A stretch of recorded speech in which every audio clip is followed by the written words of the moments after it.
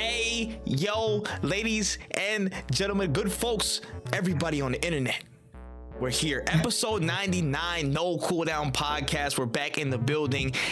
Absolutely abhorrent that we're close to 100. I feel old as hell, as dated as shit. I say this almost every episode, but it's okay. That means we're growing. That's fine. We're getting up there in the numbers, man. You love to see it. How is everybody doing? All y'all out there. Hope y'all doing well. You know what I'm saying? I'm sorry. You're fine. It was a call and response. It was a call and response. She wanted to answer too. I respect it. Listen, we love the energy. I usually get the crickets. I'm just like rolling through it. I'm glad I got feedback like Lyle. I don't be talking shit during I don't be saying that damn thing. Yeah, when don't we answer shit during this intro, bruh? No. I'm gonna wait. It's awful. But hey, listen, we back in the video. I hope everybody out there is doing good listening to wherever y'all are at. As y'all can see, we got multiple voices this episode, but let's run through it. First and foremost, we got the podcast partner in crime, you know what I'm saying, Mr. No Man's Sky Defender as of today, which is actually a correct opinion, but that's another conversation for another time. When he is in the building, when what's going on, dog? Chilling, man. You know, had a hearty breakfast. I'm ready to talk games. I'm ready to shoot the shit, as so to speak, and I'm going to stop saying words now because I ran out of them. No, understandable. And we have a special guest on with us for episode 99. She's breaking ankles in Dead by Daylight. She's ganking and power bombing fools on League. She's a gamer. She's a singer. She's an artist, and she's shining because she is Jewell Hannibal. Say what's up to the good people. What's going on, Jewell? Oh my god, that was such a good intro. Yeah, we know gotta do it right. What's happening with you, fam? I'm good. I'm actually upset that you didn't wait for me to come on for the 100th episode. I thought we were cool. No, oh my goodness, I'm sorry. It's my first time. Put this bitch on 99. You're actually the first batch of guests we've had in a long time, though. So that's really? a special occasion of us. It's been months. It's been months since we had a guest. We had to get you on. Okay, I'm honored again. Thank you. I'll take it. Favorite store. But yes, again, just a quick note for some of the folks that might not know you. Please just let them know who you are, what you're doing. I mean, you just told them. Yeah, also true. I'm Jewell. I'm an ex-streamer, content creator, singer. I'm pursuing my singing passion at this moment. Working on my EP. Just took the photos for it the other day and edited them. They look pretty damn cool. So please look out for that. You can find me anywhere at Jewell_Hannibal, or on Instagram it's Jewell__Hannibal, because I don't know how many Jewell Hannibals there are out there. Who the fuck stole it? Exactly. Bitch, I know that's not your fucking name, because there's like 2 Jewell Hannibals in the United States of America. So who are you? What are you doing? Give me my shit. Someone whose name is Hannibal Jewell. That's crazy. Other than that, yeah. I also cosplay, so yeah, look for those too. Facts. Be on the lookout. Make sure. I do a lot of stuff. Facts. and it's all fire, man. Make sure y'all tap in with all them socials, man. I'm putting in the description all that stuff of every, you know what I'm saying, places it's gonna be at. And speaking of every place we're gonna be at, make sure you rate this podcast 5 stars. Hey, you, listening to this, rate this podcast 5 stars. Go to every audio platform it's available, the Spotify, Apple Podcast, you know what I'm saying, all that good stuff, Pocket Cast, wherever you find it.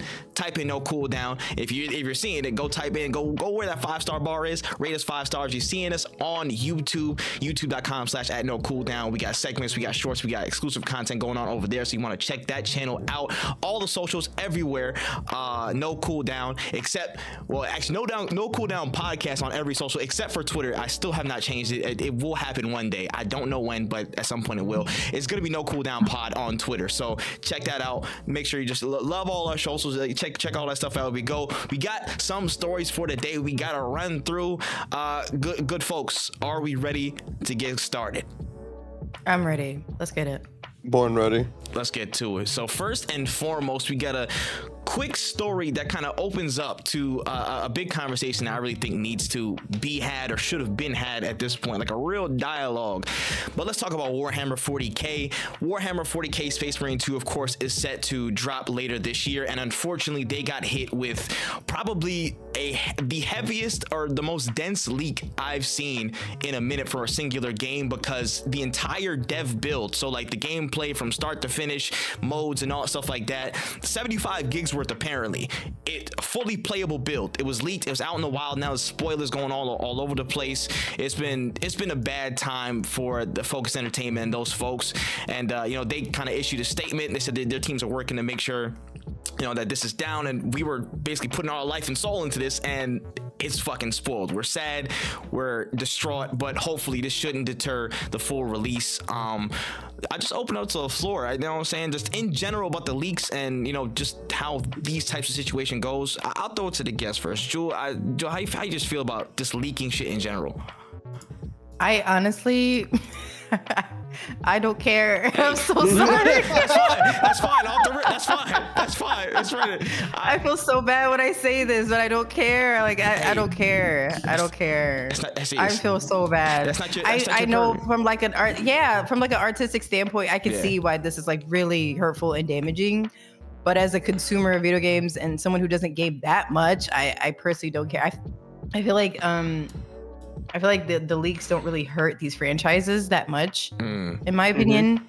So I don't feel like it's that serious, if that makes sense. Like I don't think anyone's gonna get fired behind it unless they're the person who leaked it. Because I mean, remember this when everybody was like crying about the leaks on Tekken, and it was like, oh, why do we already know the roster? Blah blah blah blah blah blah. And like at the end of the day, it didn't really fucking matter. Like people kept stealing the information when the beta came out and stuff, and was mining it for info and like practicing and all that other good shit. And then nobody cares now. You see what I'm saying? Like at the end of the day gotta end. It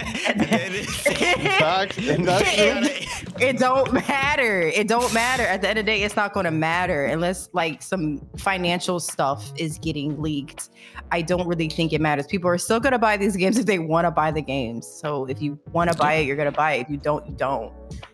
You know what I mean? Like I just don't think it matters that much. I respect that, like 100%. I get it, because from the consumer standpoint, especially like, so I think it's, especially if you're somebody who's not necessarily going to, especially with this kind of a title being a Warhammer title, which is Warhammer 40K has a very dedicated fandom. Like these people will buy whatever, and sometimes like it doesn't really matter, because like me personally, I've been waiting for this game for years. I'm still gonna buy it. I read the leak came out, and I'm just gonna avoid it now. Like I'm just gonna try to avoid it. Same thing that happened with like Insomniac, where it's like they got leaked, but if you're somebody who really is truly a fan of their work, or just excited for a Spider-Man or the Wolverine game, you're just gonna avoid what these people are putting out. Exactly. I do think it's weird, people going in and like leaking other people's shit. Like I that's the part that always kind of annoyed me, is like, instead of going and creating something yourself, you're going out of your way to take somebody else's hard work and be like, yo, look, I'm going to take credit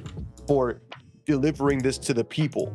And that's the issue that I've always had, because that's what they really feel like. They really feel like, like they're like, oh, I'm Robin Hood, I'm gonna go over here and I'm gonna take 6 years of hard work from an entire team and be like, me, Cooch Destroyer 69 on Twitter are gonna drop a fucking mega download link for you to take somebody else's work, but I'm gonna be praised for it, kind of thing. Okay, I see what you're saying there. Yeah, that's annoying for sure.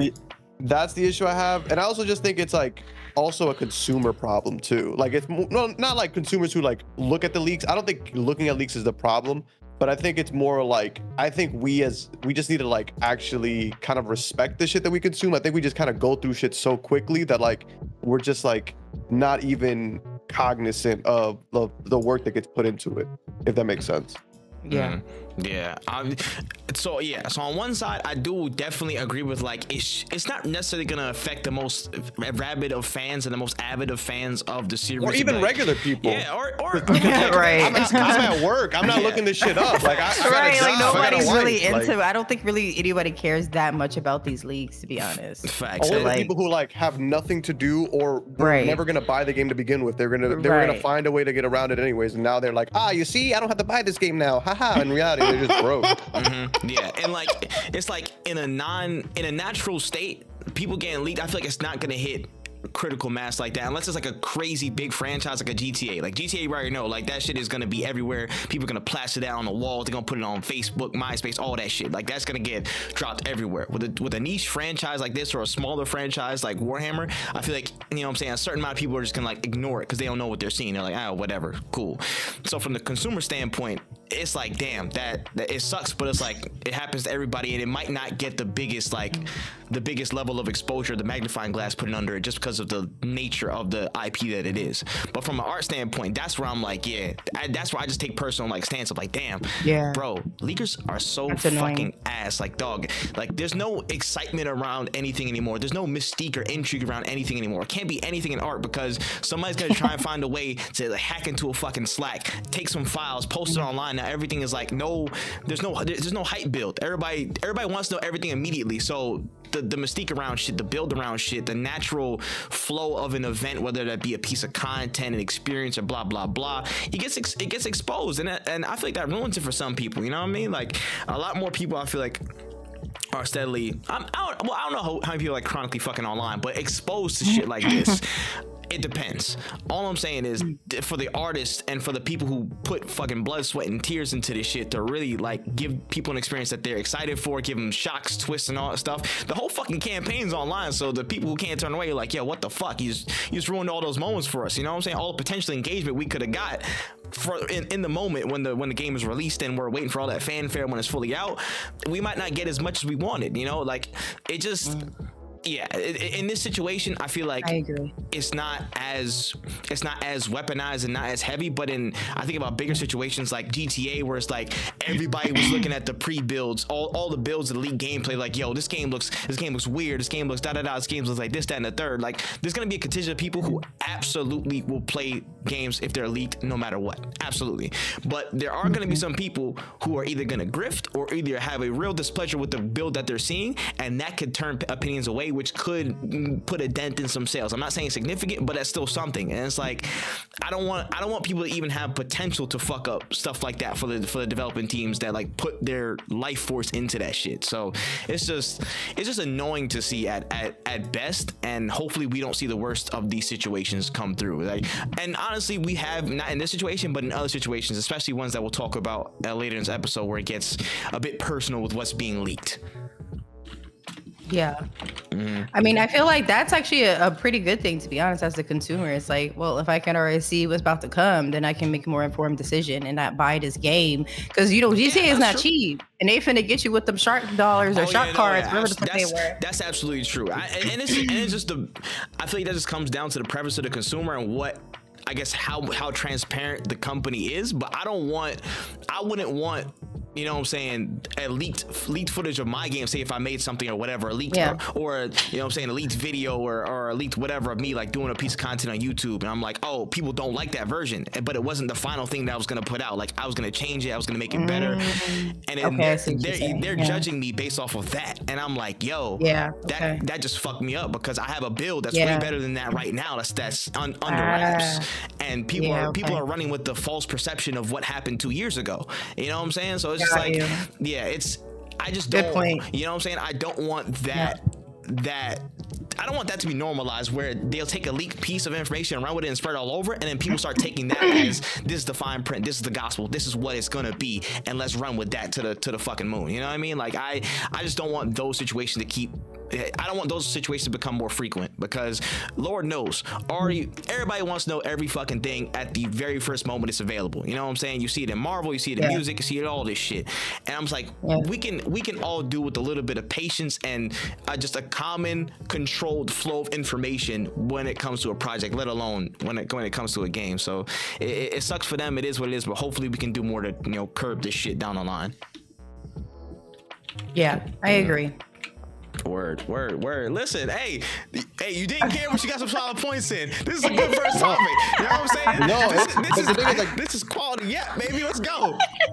You brought in a really good perspective, because like me and Tripp are both gamers who are chronically online. So like we're like, but like when seeing it from your perspective of like, yo, to me it doesn't matter, because if I want to buy the game, I'm buy it. If I don't, I don't. Like that's very valid. Like it's not not everybody's on Twitter, not everybody's looking out for shit. Even some of the people who enjoy Warhammer 40K, they're not always looking into this shit. They're just like, yo, September is when it drops, I'm gonna pick it up on my local and they leave it alone and they don't come back until September, because they know that's when it's gonna drop. So I totally get that. Facts. Thank you guys for appreciating my perspective. Nah, I didn't think I'm gonna be able to add anything. Facts. This is why you're here. Your perspective is valuable. Damn it. Gaming is not a monolith. Everybody can play games. Everybody can do games. Everybody has their fresh spin at it that they, you know, bring to it. That's why we do this shit. You know what I'm saying? Keep doing it. You love to see it. You love to see it. But let's keep it rolling. Let's get into the quick bites. Let's get some you know what I'm saying, quicker stories as fast as we possibly can. First and foremost, Lara Croft is now in Dead by Daylight. The 16th of July, a full drop. The character is in. I know, you know what I'm saying, Julia got some experience with Dead by Daylight by nature. What's by nature? listen, Dead by Daylight by nature. Hey, that should be someone's rap name. That's low key a bar. Daylight by nature. That's low key. That's a bar. But you be on your, you know what I'm saying, Asia Wilson. You know what I'm saying? You be crossing ankles and shit like that. You be making knees buckle together in that shit, man. I seen it. I seen the clips. But have you played this character? Have you seen this character in a while? I haven't. I just got her last night, but my nails are like pointy and kind of long, so I'm staying off of Dead by Daylight right now. I can't play as well as I usually would. So word. Any I played the other day. No, I feel like her perks are going to be ass, like most survivors that are dropped, unfortunately. The only perk that she has that's good is her fast vault, and I forgot the name of it. I'm sorry, but it makes her vault faster, and when she vaults like 20% faster, I want to say, at tier 3. And when she does, she gets a burst of like a boost. So she gets it's like a hyped up Lythe. And if you don't know what Lythe is, it's Fong Ming's. Or I'm watching Lily Pie right now play her, to be honest. Sorry, I'm multitasking. No. That's what we're here for. Sorry. Yeah, Fong Min has an ability called Lythe, and it makes you vault over the window. But when you vault over the window, you get this speed burst for like 5 seconds. And it also makes you exhausted, but you don't get a faster vault because of it. So Laura's perk gives you that extra oomph to get over vaults faster, like windows faster, or anything you vault over faster, which I think is going to be really, really beneficial. Everything else she got going on don't really matter, except for maybe the other one where if she's supposed to scream, because a lot of these killers are running builds where they'll make you scream. Actually, she just did it right now on Lily's stream. But instead, if I need to turn off this stream because it's actually pissing me off. the way this Bubba's playing is really pissing me off. So I'm gonna turn off the stream so I can triggering. So with the other perk, if Lara is supposed to scream, instead she'll reveal the killer's location. So I think that's pretty helpful as well.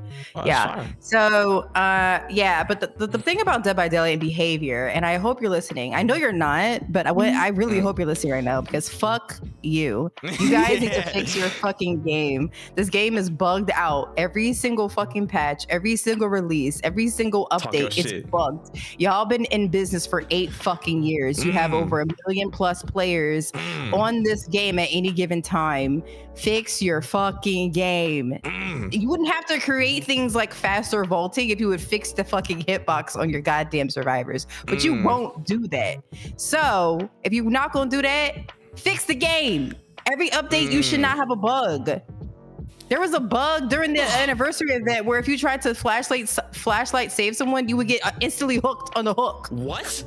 Yes. Stuff like that should not exactly. Stuff like that should not be happening. That's nasty. You're 8 years into this game and you keep doing these cash grabs like Lara Croft, Tomb Raider in your game, and people are not playing your game. It's taking Jeroni and me 10 minutes to find games now, and I think it's probably because Elden Ring is out. That's also a fair counter.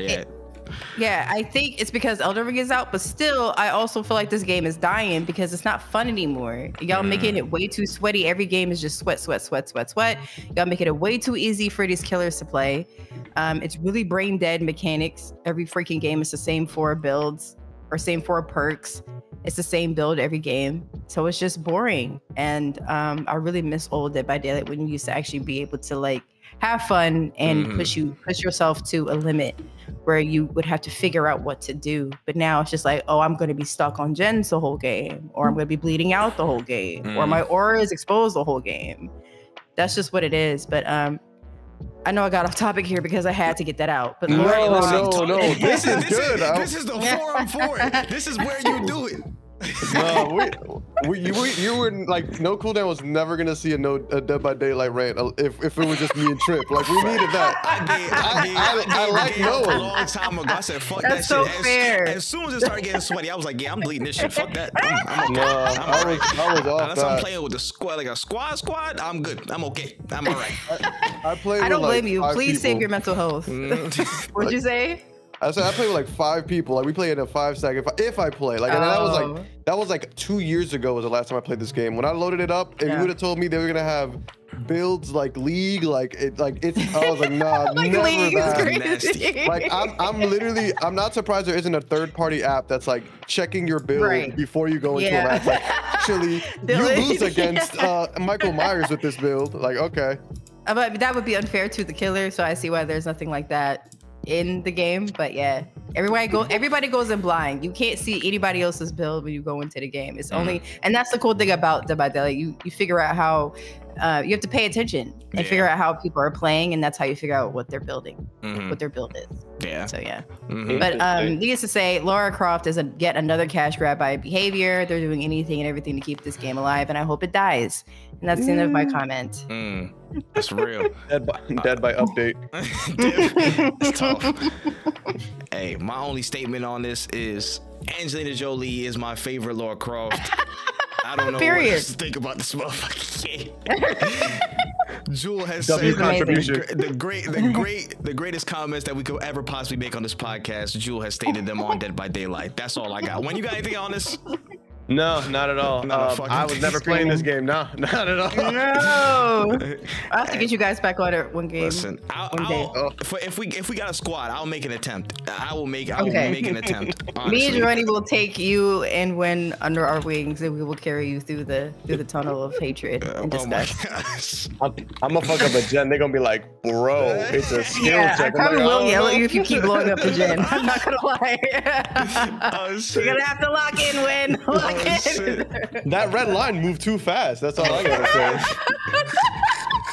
My R1 is stuck. What do you want me to do? Sick work, man. Sick work. I'm screaming. Oh my god. So we can move on to the next story right here. As of this week, we got a brand new reveal in Mortal Kombat 1 for Takeda. Takeda is coming back to the franchise, coming back to the series. He is entering the Mortal Kombat 1 arena. For the FGC folks in this, you know what I'm saying, discussion today, how'd y'all feel about Takeda's moveset, the intro, the changes, the look? How y'all feeling about him? I don't know who that is, but he sounds sexy. So he kind of is. He's like cyborg Scorpion is what it feels like. Yeah. I like Mortal Kombat 1 is the game that I love seeing all like the gameplay, like the character reveals, all that stuff. Still haven't bought it. Still don't know if I'm gonna buy it. Once Tekken dropped, everything else kind of took a back burner. And while this character looks absolutely sick, yeah, I don't know if this is my time to play this game. But it is on sale for $30 still, I think, as of this recording. Damn, come on, promotion. You got a code? I wish. Man, you know what, Maverick? It's not on sale. That game is actually extra money. Don't buy that shit. Don't buy. Unless they send me a code. And then in which case, they will be on sale. No free clout. No free clout. Run that back. Yeah, delete that part from the podcast. Just bleep it out. So they ain't got shit unless they got us a code, bro. No cool down 5% off. Use our promo code at checkout. Oh shit. That's nasty. Yeah, I don't play Mortal Kombat. I haven't played it since I was a kid. I've never liked it. It's never grew on me. I don't like the way it works. I don't like the mechanics of it. I hate the way that you talk, the way that you dress. I hate the way that you I don't like it. Like, I hate holding a button to block. I think it is, like, I understand why, because when you can teleport and jump behind people any second, it makes sense. But, like, I got a fight stick. I don't want to have to, like, hold a button. That is just, yeah. No, I'm good. It's just weird. It goes against all natural instincts of fighting games, in my opinion. Yeah, like I keep looking at my camera like it's on. It's not on. I'm not looking at anyone, but I'm so fucking used to doing that. So gosh. No, I think it goes against every instinct naturally in a fighting game. It's like Wen said, you shouldn't have to hold a button to block. You should be holding back to block, and that's it. I don't like the way it looks. I hate that it's a side scroller. And then you can teleport, and it just seems like, and I really hate to say this, but I feel like it's like the brain dead version of fighting games, because these kids that get on Mortal Kombat love to spam, and the game allows them to do that. And I don't think Zoomers. I don't think that's good game mechanics or game making. Yeah. No, I respect that. I get that. At all. I don't think you should be able to just keep spamming the same button repeatedly and get a perfect off of it. You can do that in any fighting game. Let's be real here. You can do that in any fighting game, but I think other fighting games give you an opportunity to fight back and to counter it. And I don't think Mortal Kombat gives you that. True. So I can agree with that. Yeah. I don't like the gameplay of it at all. I think the graphics have definitely gotten better over the years, thank God, because it used to look like Play-Doh. But that's all I have. I mean, I love the trailer though. I loved his finisher. I thought that was really cute. I like that he splits your head in half at the very end. Very cute, very poetic. Yeah, it's definitely unique, but I definitely get the what you're saying of like, it just feels. It just doesn't feel right, like especially somebody like you who comes from Tekken. Like I myself love that about Tekken, that like there's a bunch of bullshit in that game. The game is fucking dog shit, not really, but not really. Like I love it, but like I don't have to worry about getting hit with like fireballs from like across the screen and having to like I hate that about a lot of 2D fighters, is that like I have to do a little, I have to do a platforming game to get to you if you're gonna spam that shit. Here we go. Like it literally is like sometimes you gotta jump like Mario to get over. Yeah. But I 100%. I actually grew up on Street Fighter, so I'm used to projectiles and getting around them. It's just you can't, like, even in Street Fighter, let's say Ryu spamming a fireball at you, all you have to do is jump over the fireball and get over there. You can get to Ryu, and then when you get up to him, he's probably going to do a Shoryuken, and in that case, you would block and then counter. But in Mortal Kombat, it seems like they can keep you out a lot more consistently. It's very rushed down for sure. And it's just really, really spammy. Like with Ryu, you have to do back, down, forward. You have to do a quarter circle. Why did I do that? You have to do a quarter circle punch to get out the fireball. It's a mechanic. Like you had to be mechanically sound correct. Sound, to get the fireball out. With Mortal Kombat, you're just pressing 2 buttons, maybe 1 to spam this thing. That's true.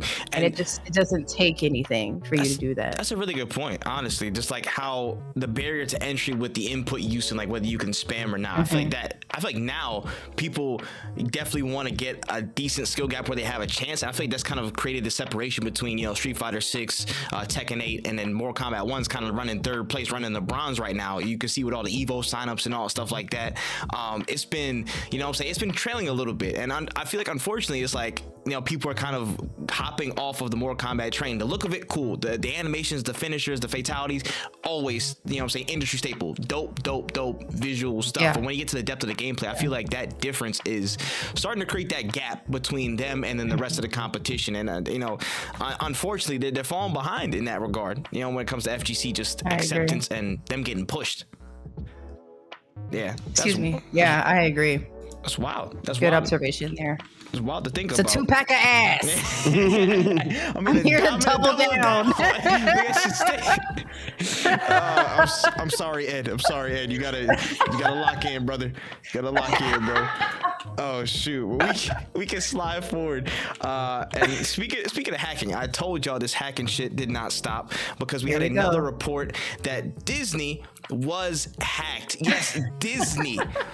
They were hacked about 1.1 terabytes worth of info, personal info, the dossiers, employee information, game leaks and projects and stuff like that. All of that has been leaked, and apparently the hacker group, I believe they also did they hacked a similar company or somebody else in recent times that he claimed responsibility for it. They apparently had an inside man and they ratted him out on the report, so that guy is probably like carted away with some black trucks. He is no longer with us, bro, most likely. Listen, Disney getting hacked. When is it gonna end? When is it gonna end?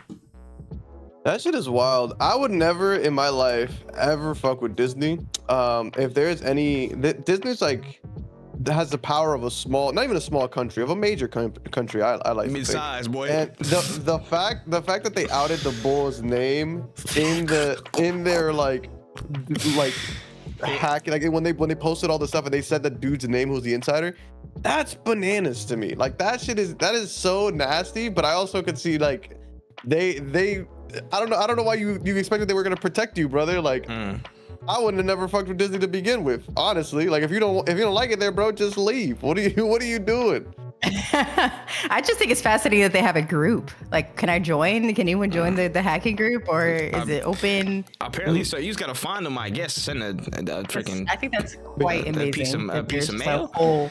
Yeah, like I think that's just a whole hacker group. They all grouped up and made a group, and they're like, "Yeah, we're gonna take down Disney." I think it's hilarious, to be honest. I mean, you're Disney and you got hacked. Yeah, 1 terabyte. My God, and an entire terabyte is lost. That's like one Call of Duty update. Like that's a lot of fucking data. That shit is a lot. That was one. I know he was loading up for it too. I know he was loading up for it. You fool, bro. Win, please, bro. Please. No, but it's a lot of data, bro. That shit's like 3 weapon skins in a battle pass, dog. That's a lot. Type shit. It's nasty, bruh.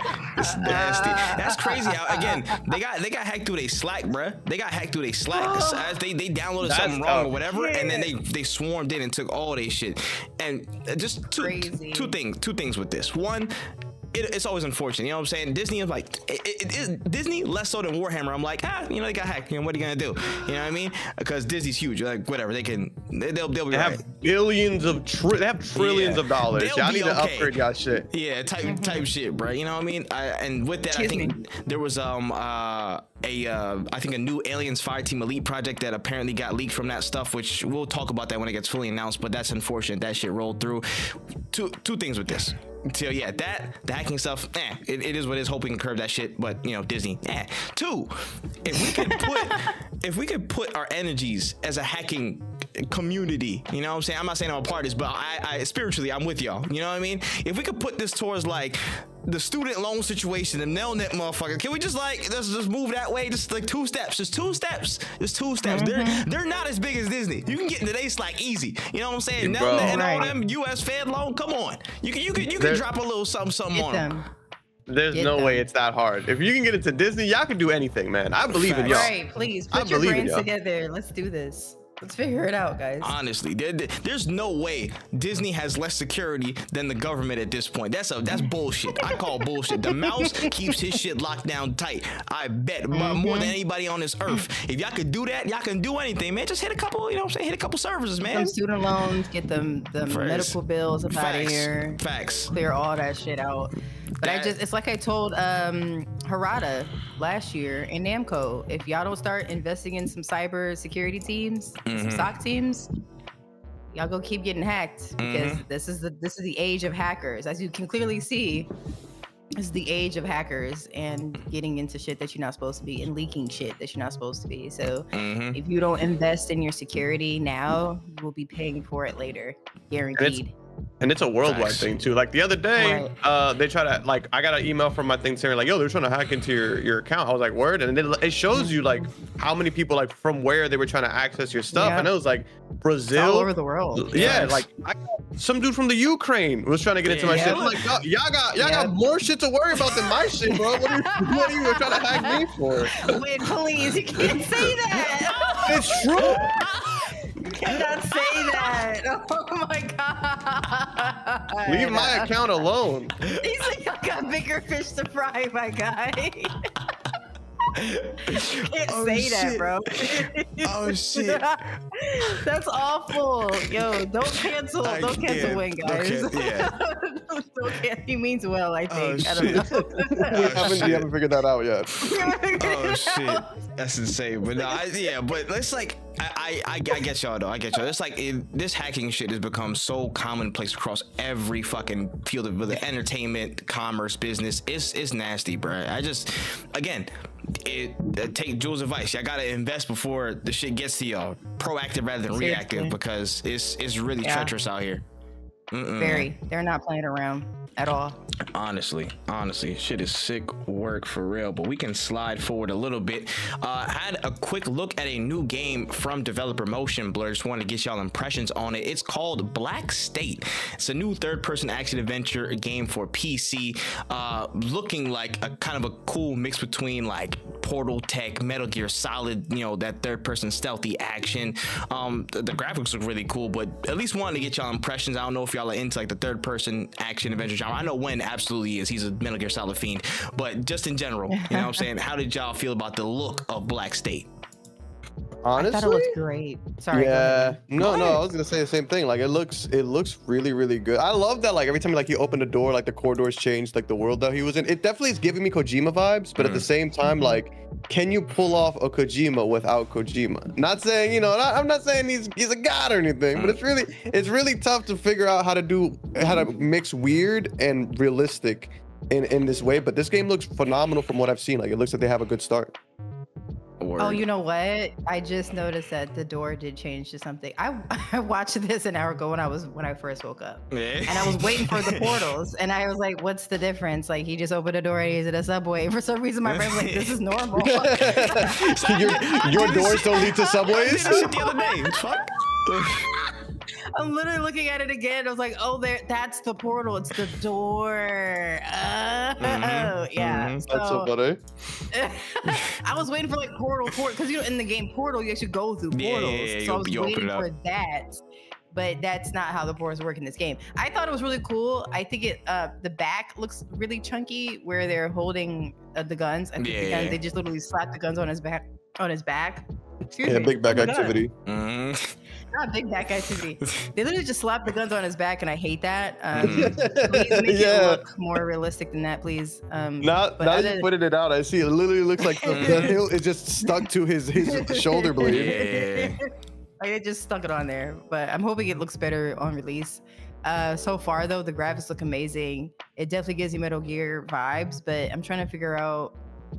This looks like it's going to be a little overwhelming to play because there's a lot of bogeys or whatever bad guys that you have to take out, it seems, and it seems like you're not going to be able to take them out in a fast pace, in a fast pace or in a stealth way the whole time. Yeah.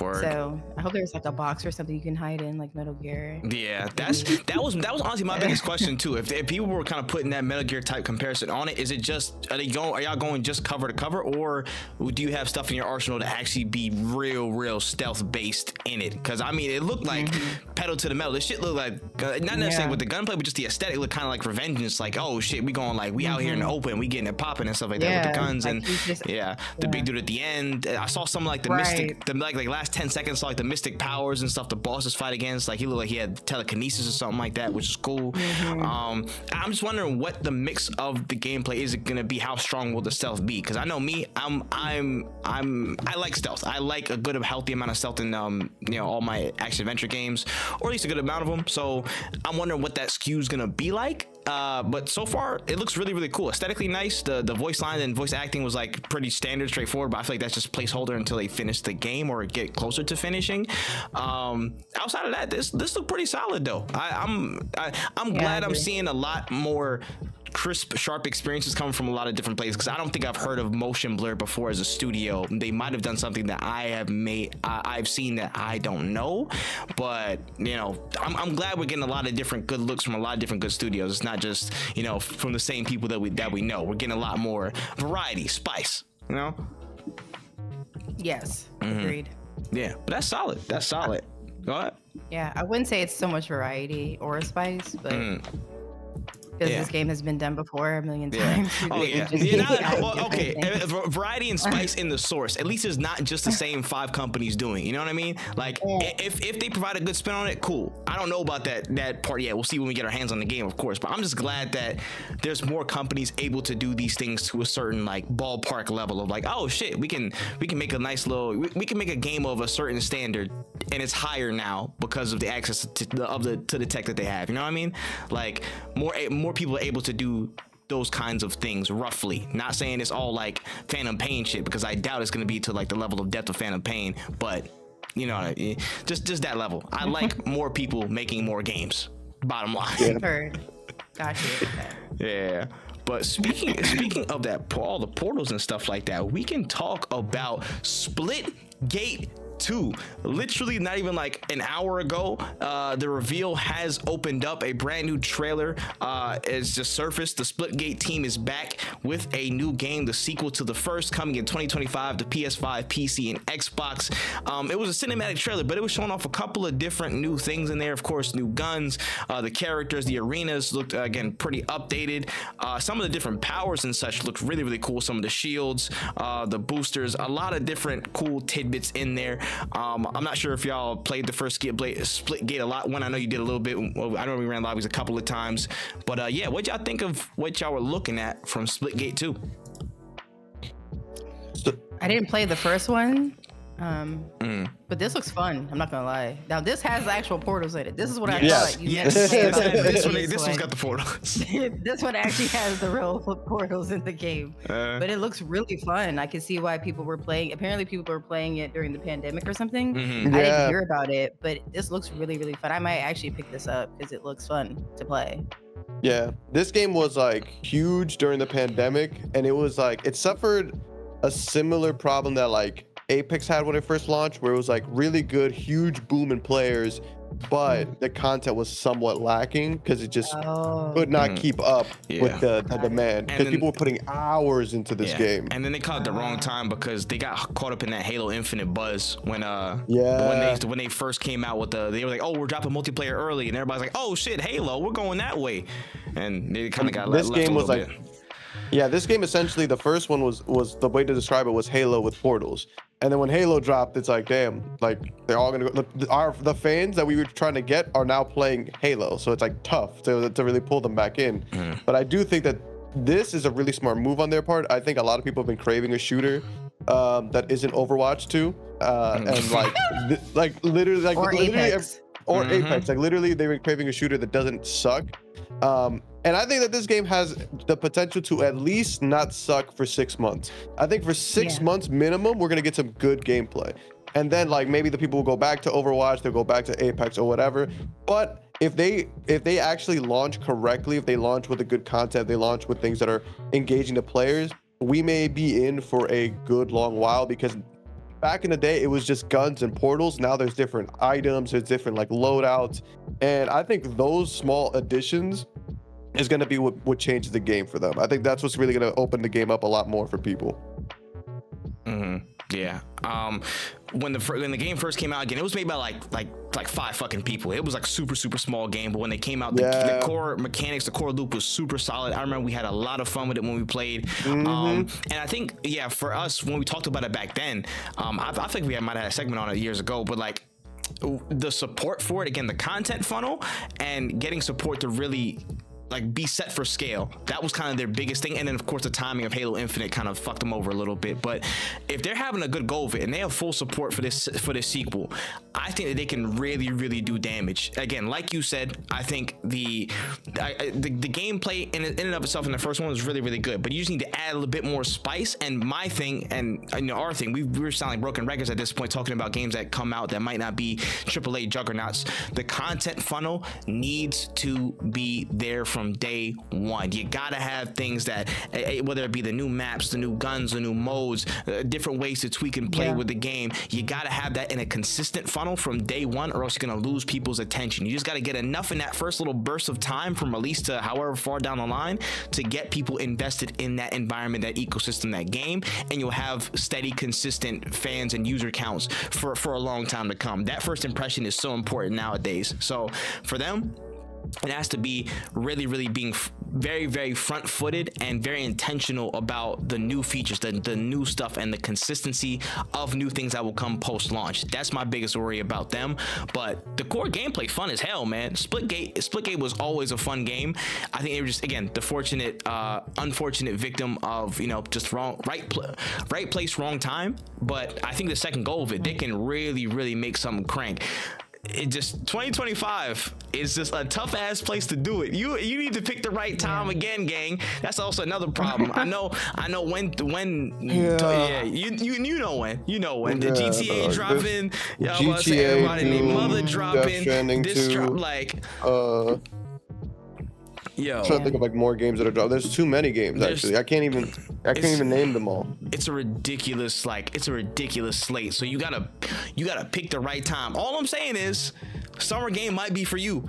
You might have to be a summer drop, bro, and I think you'll be okay. I will also say, if there's no other multiplayer games out, that might also be their biggest like asset. Like if there are no other multiplayers taking the limelight, because like don't get me wrong, there's a lot of games to play in 2025, but if the homies hit me up and say, yo, let's jump on a shooter, I'll put down Doom for a couple hours to go play with the homies. Like there's space for y'all, but plan accordingly. Do not even go near GTA, not even near GTA betas. Like don't even go nowhere near that shit.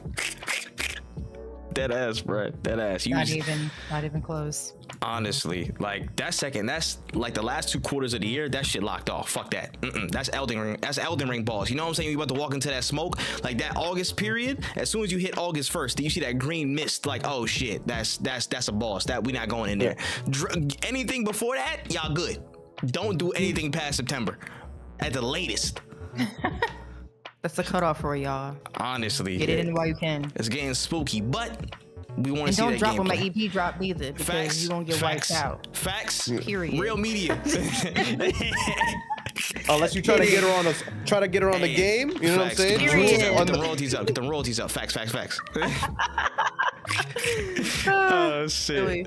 I hear it. But Splitgate 2, we see you. We can shift on real quick and let's talk about Resident Evil.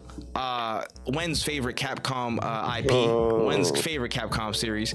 But it's some unfortunate news, honestly. It had a release on iOS, Resident Evil 7 Biohazard, and it only sold 2,000 copies. An actual freaking bomb. That's like the most egregious bomb I've seen in a minute, like outright. And it's like, damn. I mean, there's a lot of like shrug moments of like, bro, I mean, we could have seen it coming a little bit, or like, damn, I ain't go that bad. But Jewell, how you feel about it? How you feel? I'm surprised they sold 2,000, because who was looking for Resident Evil 7 on the fucking iPhone? Who's playing that? Like, why are we surprised that this bombed? It's a 7-year-old game on a phone. You're trying to play this on a phone? You're trying to play a Resident Evil game on your phone? Do you know how intricate and precise you have to be with Resident Evil games? Like, you're trying to do that on your phone? Also, I just want to know, are y'all really gaming on your phones, and how and why? Because the few times I've ever gamed on my phone, my shit has died within like almost 2 hours. I didn't even make it 2 hours because I don't want to play on my phone because it's hot. It turns my freaking phone into a hot pocket. So I don't know how y'all are gaming on your phone like this, and why you're gaming on your phones. Like, I have not gamed on my phone honestly since like 2018, 19, and that was like one of those like the tap like a Brave Exvius or whatever. It was called Brave Frontier, but it was one of those tap games or whatever, like a tap RPG type shit, like a turn-based tap joint. Candy Crush, I get, Angry Birds, sure. Not intensive. I don't think it's around again, anymore. But you're trying to play Resident Evil 7 on your phone? Why? Yeah, there's just certain things that don't mix yet. Like I think that's much farther down the line than people are anticipating. And when I feel like you're gonna speak to this a little bit as well, but it's just like I feel like they just did it to do it. Like, hey, it's possible, guys. We did it. You know what I mean? Like, hey, it's there. Nobody cares, and nobody wants to play that game on their freaking phone. Like, get it together. When I saw this, and like I thought to myself, I was like, who wants this? And then I remember like seeing the tweet, and somebody under it was like, this seems like more of like a tech demo than anything. And like I could see like at the next Apple like keynote, them being like, the new iPhone is so strong, you can play Resident Evil 7. And like, that's literally what I think they did it for, was like, Apple was just like, yo, we need to showcase this somehow. So like, can you put Resident Evil on the phone? And they were probably like, we could, but like, do you really want to? Yeah. So that's like, just because you can doesn't mean you should. That's a really good example of this. Like the only games I've played on my phone are like, I think I had Slay the Spire on my phone, like a card game. And like something like that, something very 2D, very chill, very non-committal. But like a Resident Evil 7, like imagine trying to run away from zombies, or like trying to run away from the one dude or whatever, and then like somebody texts you and you're like, oh, like imagine having to swipe up on text messages, the group chat is blowing up and you're running away from zombies. Like that sounds so annoying. My big ass hand on an iPhone 12 cannot get all the buttons while I'm fighting from somebody, bro. I'm a fat finger and fuck up. That's already out the window. That's already out the window. iPhone 5Cs everywhere are quaking at the thought of Resident Evil 7 running on them. Like they're shivering at the thought of Resident Evil 7 being played on that shit. Them shit's gonna explode, bro. You remember when CeeLo Green phone exploded on them and shit? Yo, it's going. They going that way. Like I get what y'all trying to do, but this was I don't know why y'all did it. Yes, y'all did it. Y'all, congratulations, y'all did it. Let's remember this forever. Here's a plaque so you can like show people the plaque. Don't show people you can do it again. Congrats! You put it on the refrigerator. Now don't do it again, please, God. For the love of God, don't do that shit again. Fucking crazy, that was so stupid. Why did you do that? Nobody wants that. Nobody wants that. I'm just so confused. Shit is crazy, man. They don't want to mix, man. Again, everybody's trying to find their way into that mobile market, because again, for us on this side, we, you know, PC or console gamers, sometimes we might not see it. I know there's a whole contingent of motherfuckers who only got their phone and technology in terms of gaming, so they're like, they want it. They're fucking horny. They're like, yo, we need to get in there. We need to make sure we're good. We need to make sure we got them for them. You got games. We got games for you guys. We got games for you. So they gonna try and jump the gun, and like some things technically just aren't feasible to be sustainable just yet. And this is an example of like, yo, we cool, y'all did it, nice, yeah, but y'all can't black flash, y'all can't do that shit twice, or else something gonna fuck up. Like people's stuff gonna be messed up. So great, y'all did it, clap it up for them, golf clap, but it didn't come out great. You know what I mean? Yeah, no, yeah. Execution means something, brother. Execution means something. Oh man, not at all. But we can slide on here and let's talk about the last piece. That's right, right foot up and into this topic right here. We had a whole topic. That was good. I appreciate it. You know what I'm saying? I work on this transition really a little bit. Yeah, good job.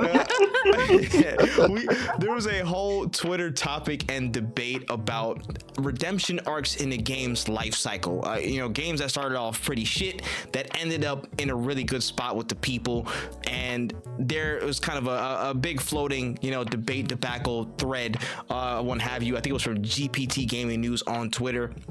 This topic popped up again. They said, you know, out of these games, which do you think had the best redemption arc? And they listed Cyberpunk 2077, Fallout 76, No Man's Sky, and Sea of Thieves. And I know I've talked about at length of whether games even certainly deserve redemption, why they coming out like this in the first place, but that's a whole nother conversation on this side.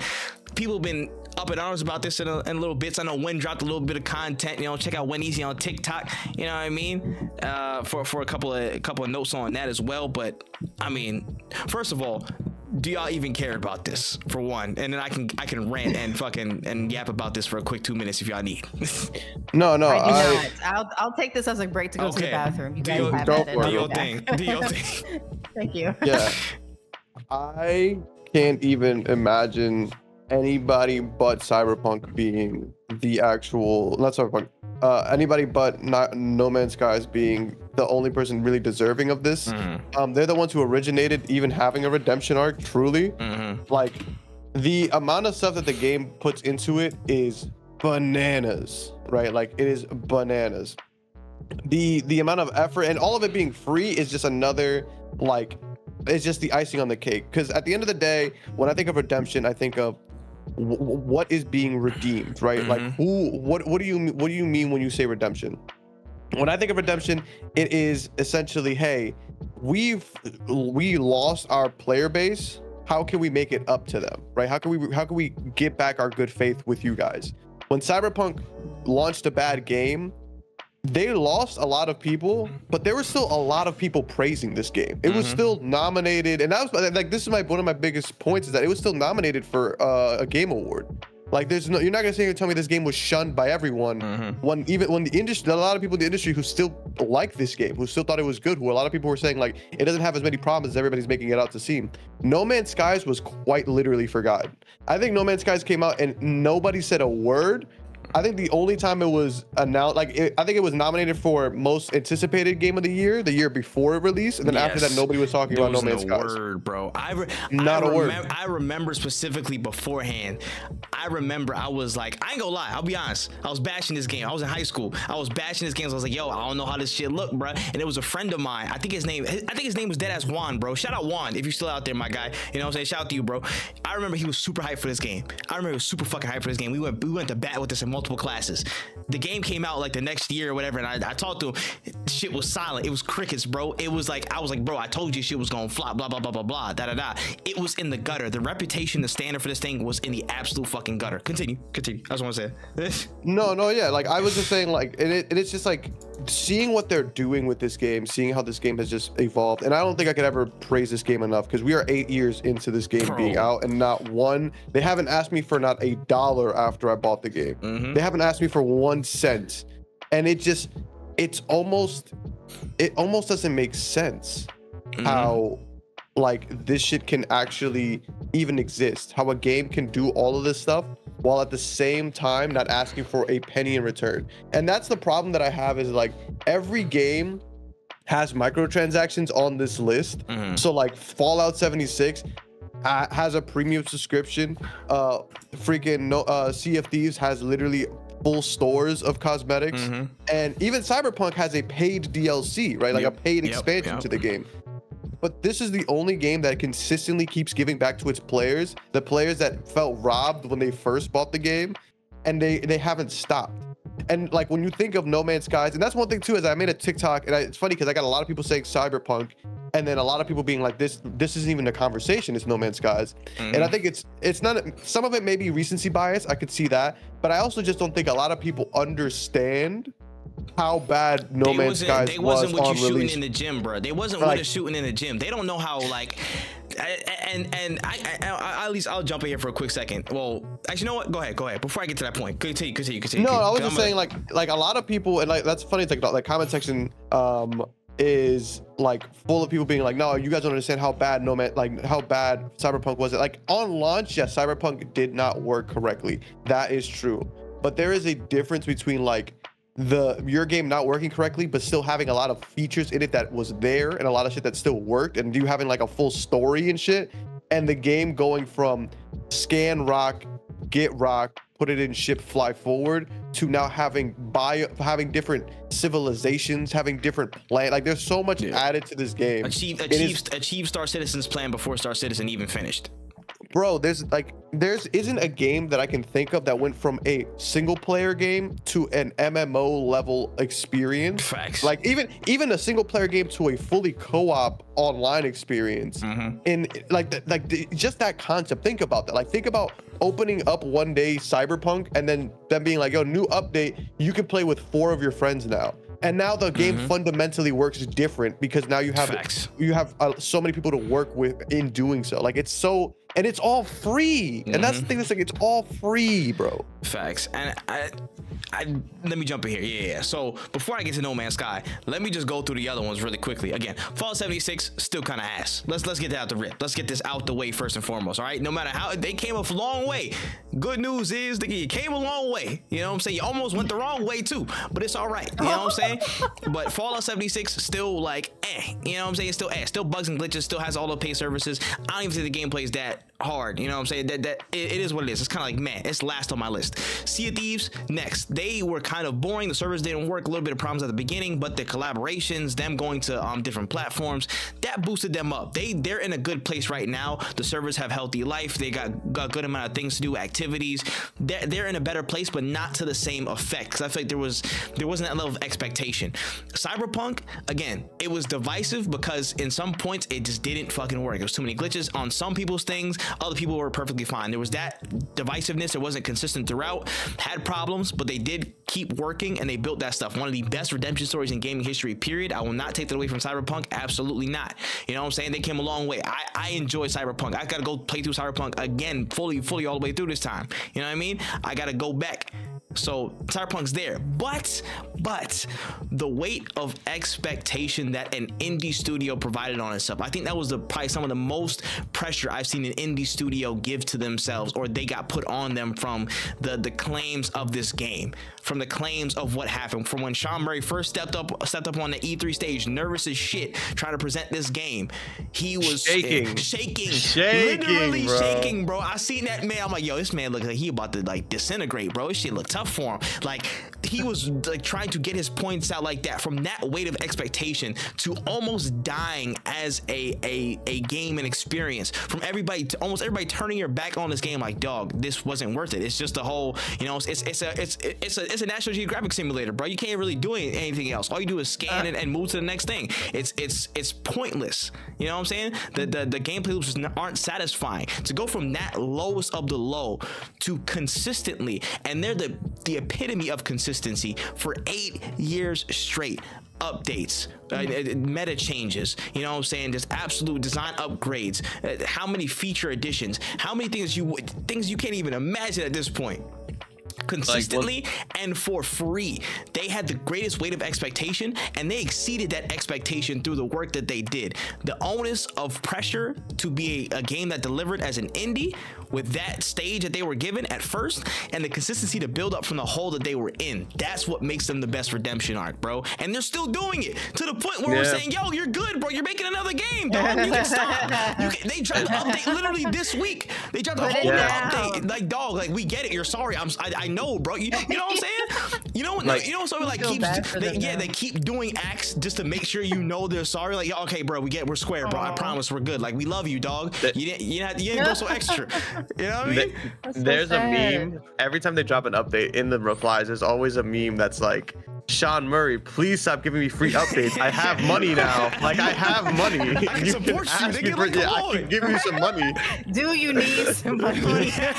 Like, it's so wild. Facts. Terrence Howard, man. Facts. What a delivery. Oh shit. Like, it's insane to think that they're still going, and again, they're developing this whole other huge game in addition to this stuff, and they're still like, nah, we need to make sure that they get what they deserve. They need to get all that stuff. I don't know how it's even a question how No Man's Sky is not the best, you know, or it is the best redemption arc in gaming history. That is hands down, feet down, appendage down, put whatever additional limbs down that you want. It's the best. It is the best. It does not compare. He came to double down, y'all. No, facts. Like, I don't know. I love Cyberpunk, but the Cyberpunk glaze has got to chill out in terms of where it stands in terms of redemption and stuff. Like, yo, put the honey down, gang. Put the honey down. It's a good game. Like, I cannot express enough, and that's the thing. Like, a lot of people get like twisted. Absolutely fantastic, but we know where it came from and we know where it got to, and it's not you're not at the levels of care and consistency and taking care of the player base that No Man's Sky and Hello Games was. That's just plain a fact. Like, and that's the thing is, like, and another thing too, I see people always trying to compare the games for the games, the stories. That's not what we're talking about. We're not talking about what's a better game. We're talking about what game has given the people that they've wronged the most. That's what I see when I think of redemption. Who has done the most for their player base, and it was one without a doubt No Man's Skies. Facts. This is something that I think needs to be overstated even more in a day and age where we get nickeled and dimed and bullshitted by services a lot. We get thrown into we get thrown into season passes and cut content and all this shit to shortchange us and maximize the buck of the companies. Service like this it needs to be championed. It needs to be shouted to the hilltops. This is how shit should go. we should be taken care of, and in return we'll take care of you. But it should be this level of reciprocal attention and just painstaking detail and commitment to quality throughout. This needs to be an example. This needs to be a shining example of what the fuck needs to be done in gaming, especially if shit goes wrong. Shit should be right in the first place, but again, lo and behold, that's the best redemption arc. It's No Man's Sky. I'm about to say, put that motherfucking honey down, man. The glazing arc is crazy online lately, bro. But all I'm saying is, man, if you are gonna glaze, do it to the right things. Please do it to the right things. Period. Damn, shit is like crazy. this podcast. Make sure you glaze this podcast. Let's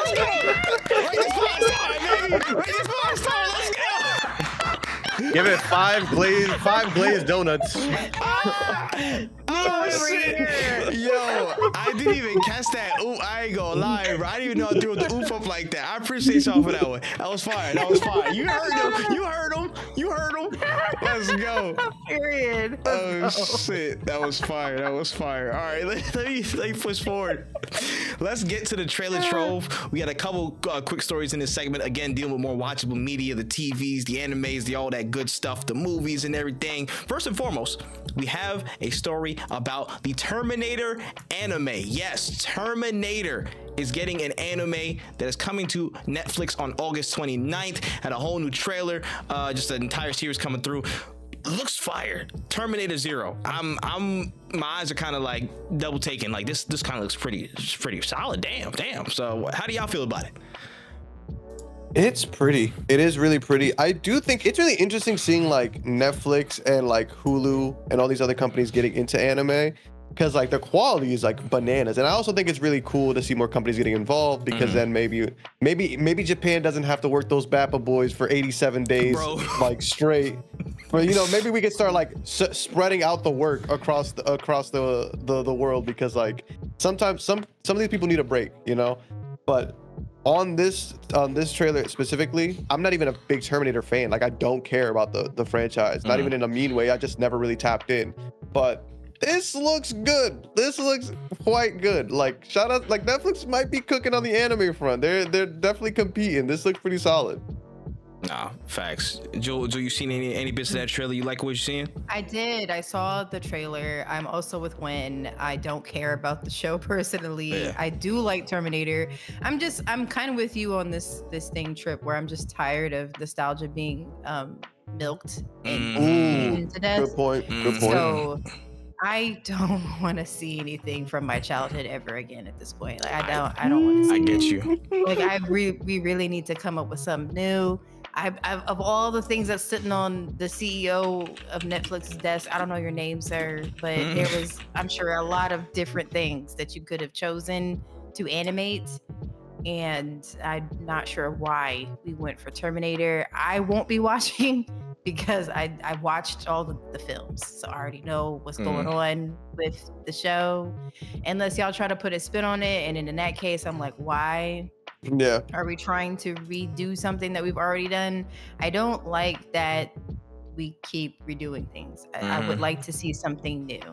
Also, to point out as well, from the wannabe Portal game from earlier with Metal Gear Solid, why do we keep having to play as white men as these games? Why can't we not play as a different race or gender of person with these types of games? White people are not the only people that know how to shoot. I don't know if y'all knew that.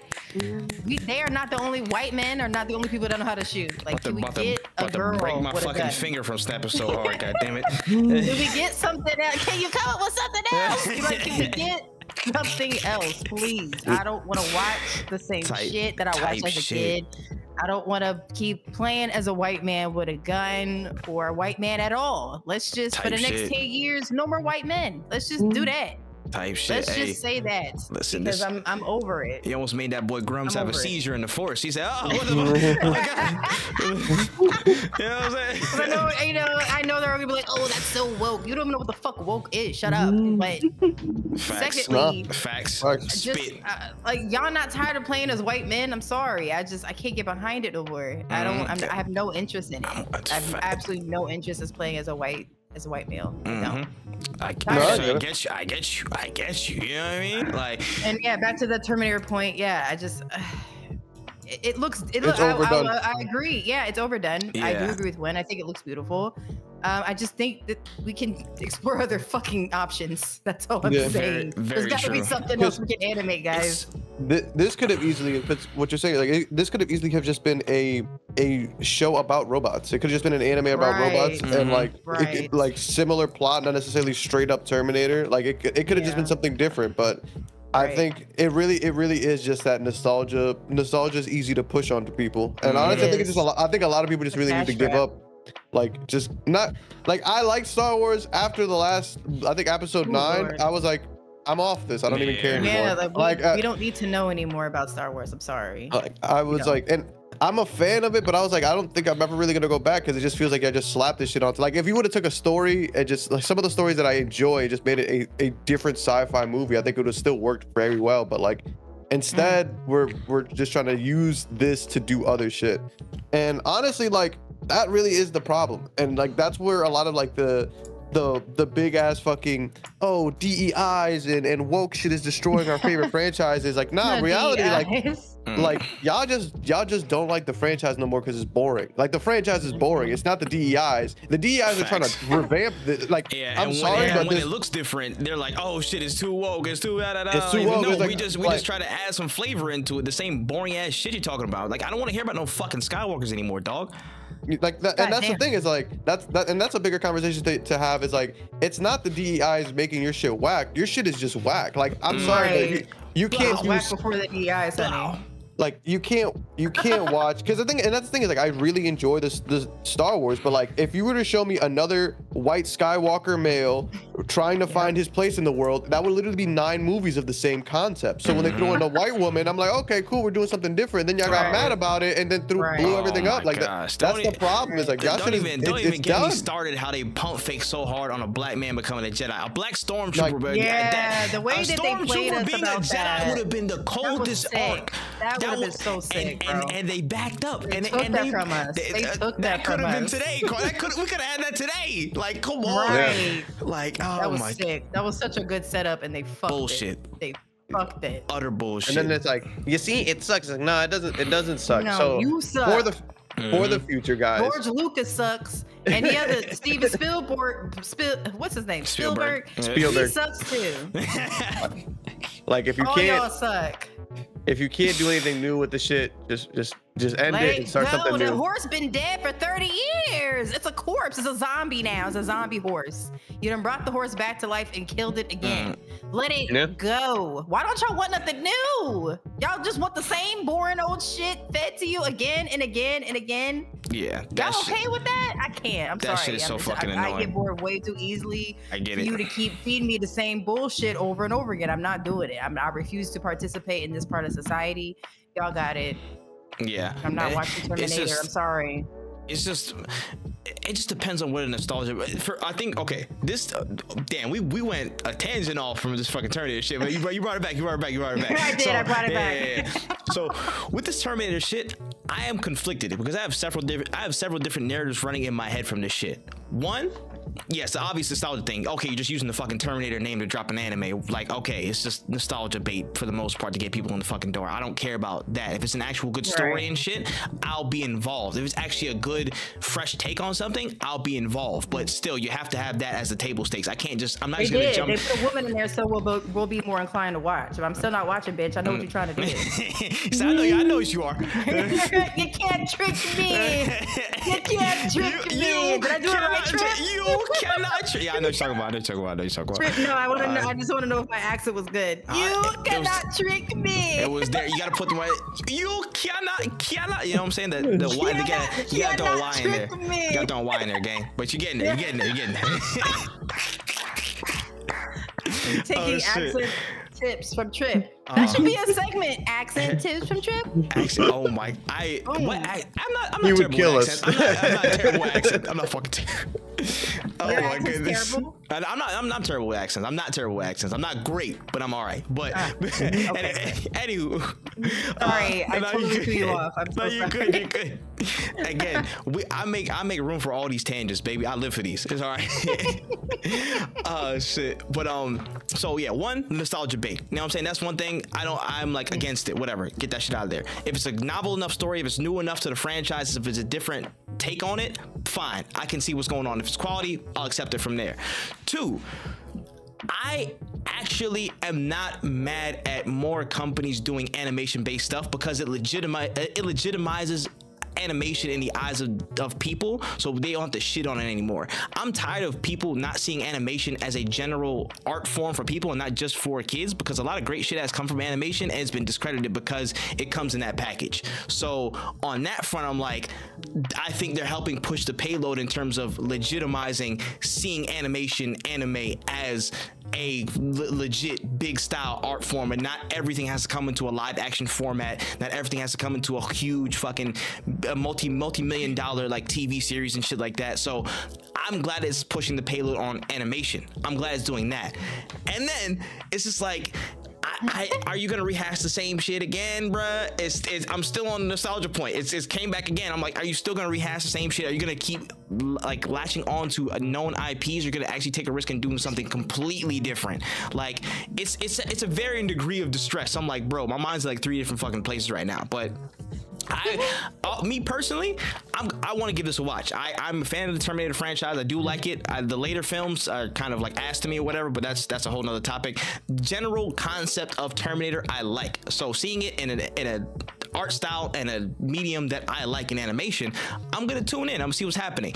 And if it's ass from there in terms of they rehash shit, it's not original, there's not really anything brand new that comes to this format, I'm gonna give a piece of my mind. I'm gonna be critical. But if it actually gives something new, you know what I'm saying, I'll give this just due. I'll give this flowers. But it's a mixed place. I'm cautiously awaiting to see what's going on. But it's like, damn, fuck you Netflix for pushing the same nostalgia shit, but at the same time, thank you Netflix for trying to help push the payload on making animation a commonplace thing, so everybody doesn't have to go to live action, so I don't have to see my favorite characters in a live action format, because Lord knows it already started off as live action. I know, so I'm confused by your stance here.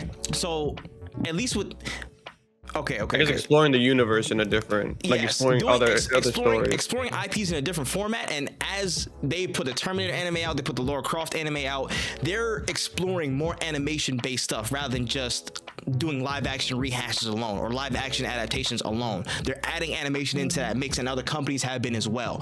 So the more that gets pushed, I think on one side we get a different look at stuff of seeing live action, which live action does not fit every fucking IP, bro. Again, Yu Hakusho, I've only seen a bit of that show, and that's PTSD. That's time I will not get back. I watched Cowboy Bebop live action. That pissed me off so much, I just had to put that to the side. You know what I'm saying? I understand that's time I lost in my life that I'll never retrieve. It's okay. It's okay. I made that choice. That's fine. But them bringing more animation into the fold at least brings us the chance for quality media to be pushed, and they're not bullshitting. They can't. I don't think you can bullshit animation, bro. Like they for this anime, they brought in production IG. They did the Ghost in the Shell remakes in like the late 2000s. They did the Kuroko no Basketball movie in 2017. They're a legitimate solid studio. They have work. They put out work, so they have to come to the source, or at least get an understanding of how to properly put out quality in this lane. You can't bullshit it. Basically, you can't bullshit animation. You know what I mean? Because people will find out and people will know. So they have to come with it with a level of seriousness to it. And I think that's only going to add to anime being more widely seen as a legitimate art form, not kid shit or not whatever. Good shit can come from it. You know what I'm saying? That's basically what I'm saying. But at the same flip side, you don't have to use just blank IPs. I'm hoping we can get to the point where we can get we can get purely original shit in that Code of Pain. That's what I want. That's my end goal. But for now, I can accept the terms of fine, use an IP for now, as long as you get towards original shit. It's it's conflicting as fuck. It's conflicting as fuck. No, that's very. I don't know what to say. It's deep. It's deep. I ain't gonna lie. Like I want everybody to view animation as much as they view live action movies and shit, because I think there's quality, there's beauty in that shit. They already do though. I don't think animation is new at all. I don't think it's new, but I feel like in terms of acceptance, I feel like we're getting to a point where it's being put out more. But I think for the general public, I know for people online and stuff like that, the perception is favorable, definitely. But I feel like there's a lot of people out there, a lot of people who have money in their pockets in Hollywood who might be able to fund projects that, you know, might be original or whatever, or might take a risk. They don't see it yet. And I'm hoping this can help push that argument further and give it a bit more weight. You know what I'm saying? Because I feel like the general public in real life is not the same as the internet sometimes. You know, like the perceptions may differ. So some motherfuckers are gonna be like, oh, that's fucking kid shit, that's Cartoon Network shit, blah blah blah. Keep that shit over there, and they don't see the value in it. You know what I mean? Like, of course you get the Studio Ghibli films and stuff like that, but those will only get accepted on like a rare occurrence just off of the name of who Studio Ghibli is. You know what I'm saying? Miyazaki is, and those areas. But I want it to be bigger. I want it to grow. That's how I stand. Okay, now I get what you're saying. Yeah. Hopefully the motherfuckers will watch, the Terminator motherfuckers will watch this and be like, you know what? I actually never watched anime, but I'm a Terminator fan. Let me tap in. Like, oh, actually, this is really enjoyable. Okay. Yeah, like sorry, I'm just such a well-rounded person. No, you can't. No, you think normally. Yeah, like you think normally. You know what I mean?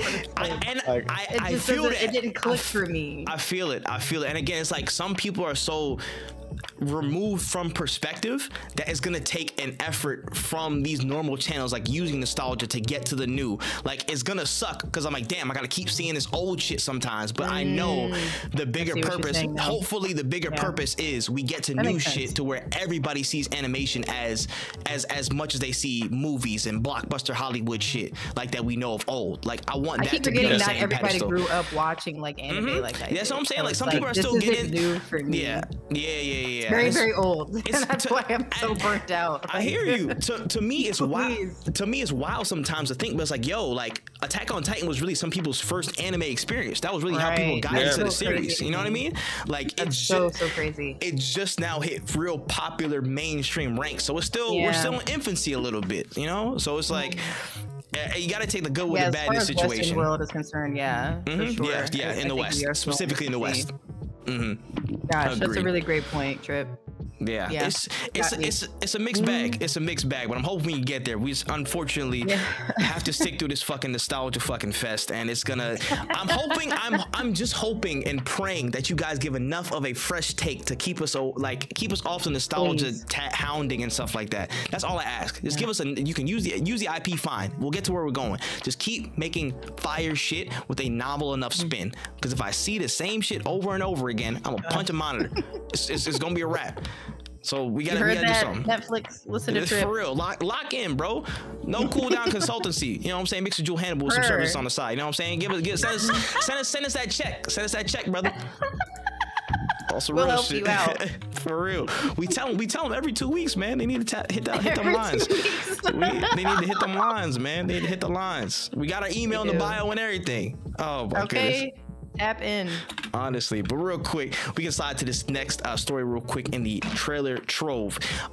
Studio Fortiche, which is the studio that made Arcane on Netflix, real big series. Again, the people who watched it loved it, rave reviews, won awards and all that stuff.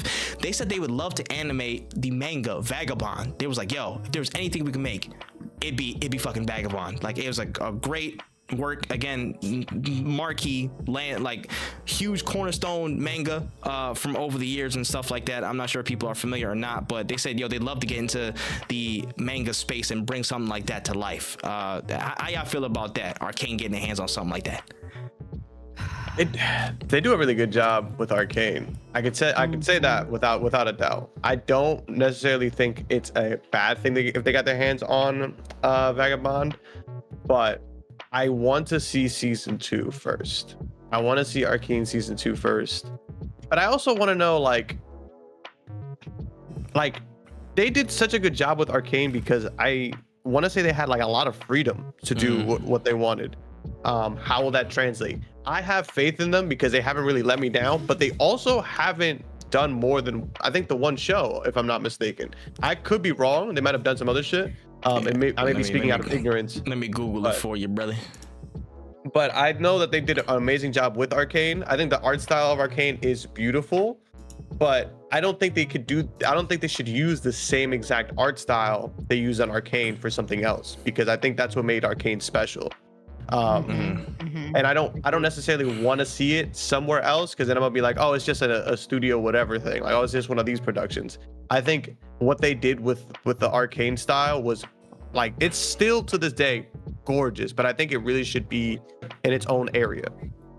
No, I hear you. And just to confirm real quick, they obviously did Arcane. They did a show from 2013 to 2019, Rabbids Invasion. I forgot Rabbids had a fucking TV show. That's actually wild.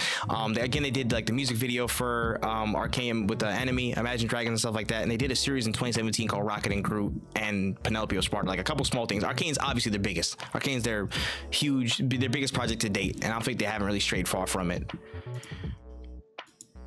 Yeah, I don't know.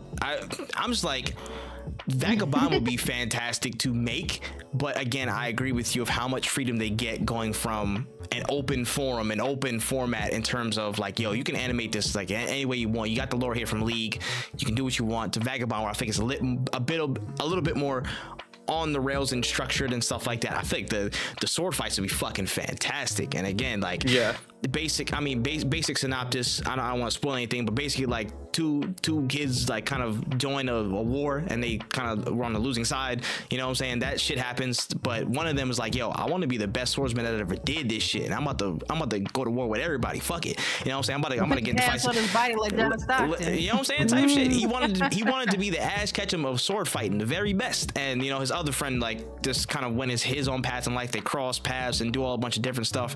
Really cool story about like enlightenment, self-discovery, self-actualization, all that shit. Really dope work. But translating that into an anime, a full-fledged animation, is a different thing entirely. I don't know what style they go with. It's a very interesting question, but I'm curious. At best, right now, I'm very curious to see what they do. Yeah, we still need them to make a couple more League of Legends shows first, though. Like we need Arcane like, season 2. You got too much shit playing the chip. We need some shit in some shit in Bilgewater. We need some shit in the Freljord. Like give me 4 shows, and then like 3 more seasons of shit, and then you can start branching out, you know. But like let's stick to the topic. I don't know anything about Vagabond, so I have no opinion on this. But I do agree outside with of wanting more. Yeah, I just want more League stuff, please. That's all I care about. Yeah, like that one meme. You say, I love to give me 14 more. Hustle, but I need you to focus on the main project. I respect it. Hey, I respect you. Say, hey, listen, keep focused, stay focused. Right. You know what I mean? Understandable. Well, we can move into the rest of these regular stories, starting with a quick one. The CEO of Larian Studios, who of course made Baldur's Gate 3, Sven Vink, he said, listen, if it wasn't Baldur's Gate, if it wasn't the stuff that we're working on, there's only 2 other RPGs that I even want to work on. I'd want to be a part of. One is Ultima. The other was Fallout. Now, I just want to cast y'all minds, you know what I'm saying? The BG3 craze is still, you know what I'm saying, there in parts, but of course it swept the world. A Fallout Baldur's Gate styled game. How do y'all feel about that? Now, what do y'all envisioning? I don't know how y'all feel about it. To me, it would be similar to Fallout 1 and 2, which is like, if you, man, and this is before my time. I'm not that old, but like when those games came out, like I played those and I was like, interesting, top down, cool. Would I want that? No. That's like the Fallout that we know is like is first person or third person shooter, like shooter RPG. It would not be something that I think a lot of Fallout fans would really tap too much into. I think a lot of Baldur's Gate fans would really love it though. But that's just because they like Baldur's Gate. It would be such a shock to them. It would be shock to most of the Fallout franchise. And also, like, man, again, you don't gotta make a Fallout game, man. Just make your own Fallout game. Like, do it yourself, because these people have enough clout to really be able to like push their weight around a bit. Nah, true. This I'm about to say this we don't care. This is a timeout. This is a timeout, Jewell. Yes, this is also I have no opinion on this whatsoever. I'm so sorry. I did not play this game. That's valid. Do not apologize. Yeah. Do not apologize for none of that. Listen, unfortunately, we have motherfuckers in this gaming industry that don't know a fucking thing, and they talk all the time. So it's unfortunate. I just rather would be quiet about things I don't know anything about. That is a refreshing take. That is very refreshing. Fresh from a fucking spring, dog. You know what I mean? Period. You know what I mean? But nah, I hear you when. Fallout. I think that would be a cool way, like just with the BG3 style and stuff like that going in. I would want to see more of the original shit. I forgot what other IP they own. It was Divinity, right? Divinity Original Sin. Divinity is the OG. Thank you. That's what started it all. Yeah. If I had a preference, I would prefer, you know what I'm saying, like they kind of stick in their original IPs. I mean, if they would work on it, that'd be a cool twist and a cool like callback to, you know, the OG Fallouts and just kind of that mesh of styles. But I don't know, me personally, I kind of like Fallout in the format that it is, like more, you know, actiony based, more, you know, more indirect stuff. You already know how I feel. Bring it to New Vegas, bring it to Oblivion or Obsidian. Obsidian, and we'll be okay. But that's just my, you know what I'm saying, my glazing for the day for Obsidian. Shout out to them. We love y'all. But no, that's cool. I can see where it go, but yeah, I prefer they just stick to something original. But we can slide on here and let's talk about esport, specifically the Olympics. Specifically the Olympic Esport Games, which are locked in for 2025. Apparently the IOC, the commission, they've confirmed a 12-year deal for the Saudi Arabian government to host the Olympic esports. Now this is twofold because one, esports has been in a very weird place as of late, but also, you know, there's been some debacles and stuff with the Saudi Arabian government and certain people. I know there's a certain notable figures that did back out of certain shoutcasting and stuff due to this deal going through. I cannot remember the names off the top of my head. I'll get back to me. But in general, this is kind of a multifaceted issue, at least on some points from my view. But I guess, how do y'all feel about Olympic esports actually being established? I think it's cool. I think it's going to open a really huge gateway to a lot more toxicity, unfortunately, because that's just how esports goes. I hate to think that way, but that's just how my brain is programmed at this point. Gamers are not good people. No. So we say it all the time. We say it all the the American time. team has received the penalty for telling the Croatian team to kill itself. Like, I already see that happening. So the sad thing is, like, when is probably not too far off from what either is going to happen or what can happen behind the scenes. Also, Saudi Arabia, not very lenient. Very weird place to host esports gaming. Not sure why we couldn't just do it here or some other place that's actually known for gaming. Saudi Arabia is not the first place I think of when I think of esports. So I think there's a lot of new money that they're kind of like flooding the market right now. Guap is undeniable. Again, like just in general in sports, and they've been pushing hard. Again, they hosted the last World Cup in the Middle East and stuff like that. Like, a lot of money's coming from that region, of course, and they've been very, very invested in sport and also just in esports in general. A lot of Middle Eastern countries have been like starting like 10-year initiatives and stuff like that to really boost gaming, sports, that entire industry. They're trying to build it up crazily. Yeah, they've been investing buku bucks to try and put you know, Middle Eastern sport and gaming on the map in general. So this falls in with the strategy and stuff. So that could lend itself to a whole bunch of problems and potential, you know, hairy situations. Again, I still can't remember the fucking guy, but because of this move, because it went through, he was like, yo, listen, I appreciate y'all. I called Apex and you know, Halo and stuff for a long time, but I'm gonna have to bow out because of this deal being struck. I can't agree with, you know, shoutcasting in the place because of how certain things have went down, how certain situations have transpired.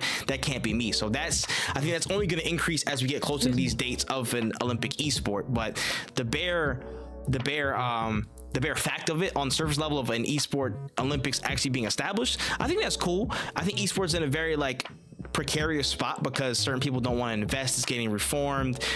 Investments in spotty areas, like they need to pick me up. Maybe this is it for them. I don't know, but esport in general, it needs a revamp, and it needs solid structuring still, because there's been so many mishaps, whether it be on the personal side. People don't know, organizations don't know whether to develop the actual esports players themselves or become brands. Some people have risen to the top, like 100 Thieves and stuff, but other people have like flopped and floundered. There's no consistency with esport.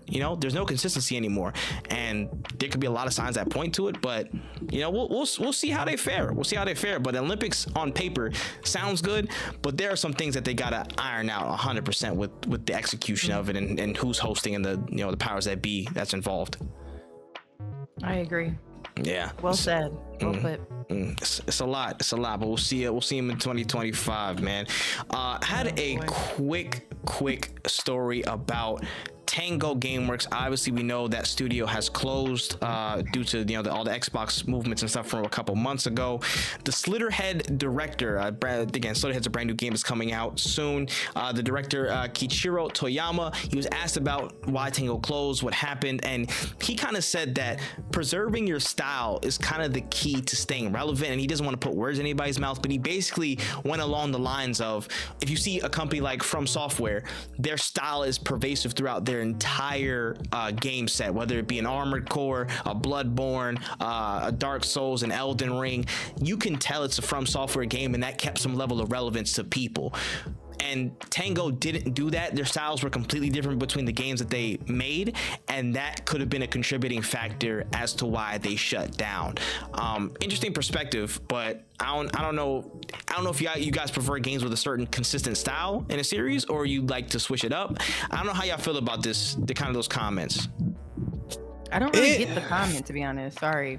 He's basically saying like I understand it. Essentially, it's like, yo, kind of stick to what you're good at in a sense, but even then, I don't necessarily think it's like, it works for FromSoft, yes, but it also doesn't, like, they don't also just stick to making really hard games, because like I was playing Armored Core, that doesn't play anything like a Souls game.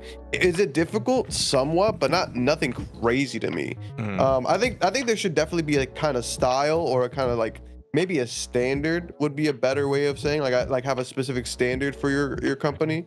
But if every time like freaking if every time Bethesda dropped a game, it was very similar to Fallout, it would be pretty boring. So like, I guess not coloring too much in the lines, but also having like an identity as well, because there are companies that don't have an identity, that just like put out whatever, and it is a little bit of an issue. But I get what he's saying, but to me it's kind of like, I don't know, that's kind of like something that should, I don't know if it should go without saying. But I don't know if I necessarily want one company to keep doing the same thing over and over again, but I guess a style wouldn't kill you, and having a standard wouldn't kill you either.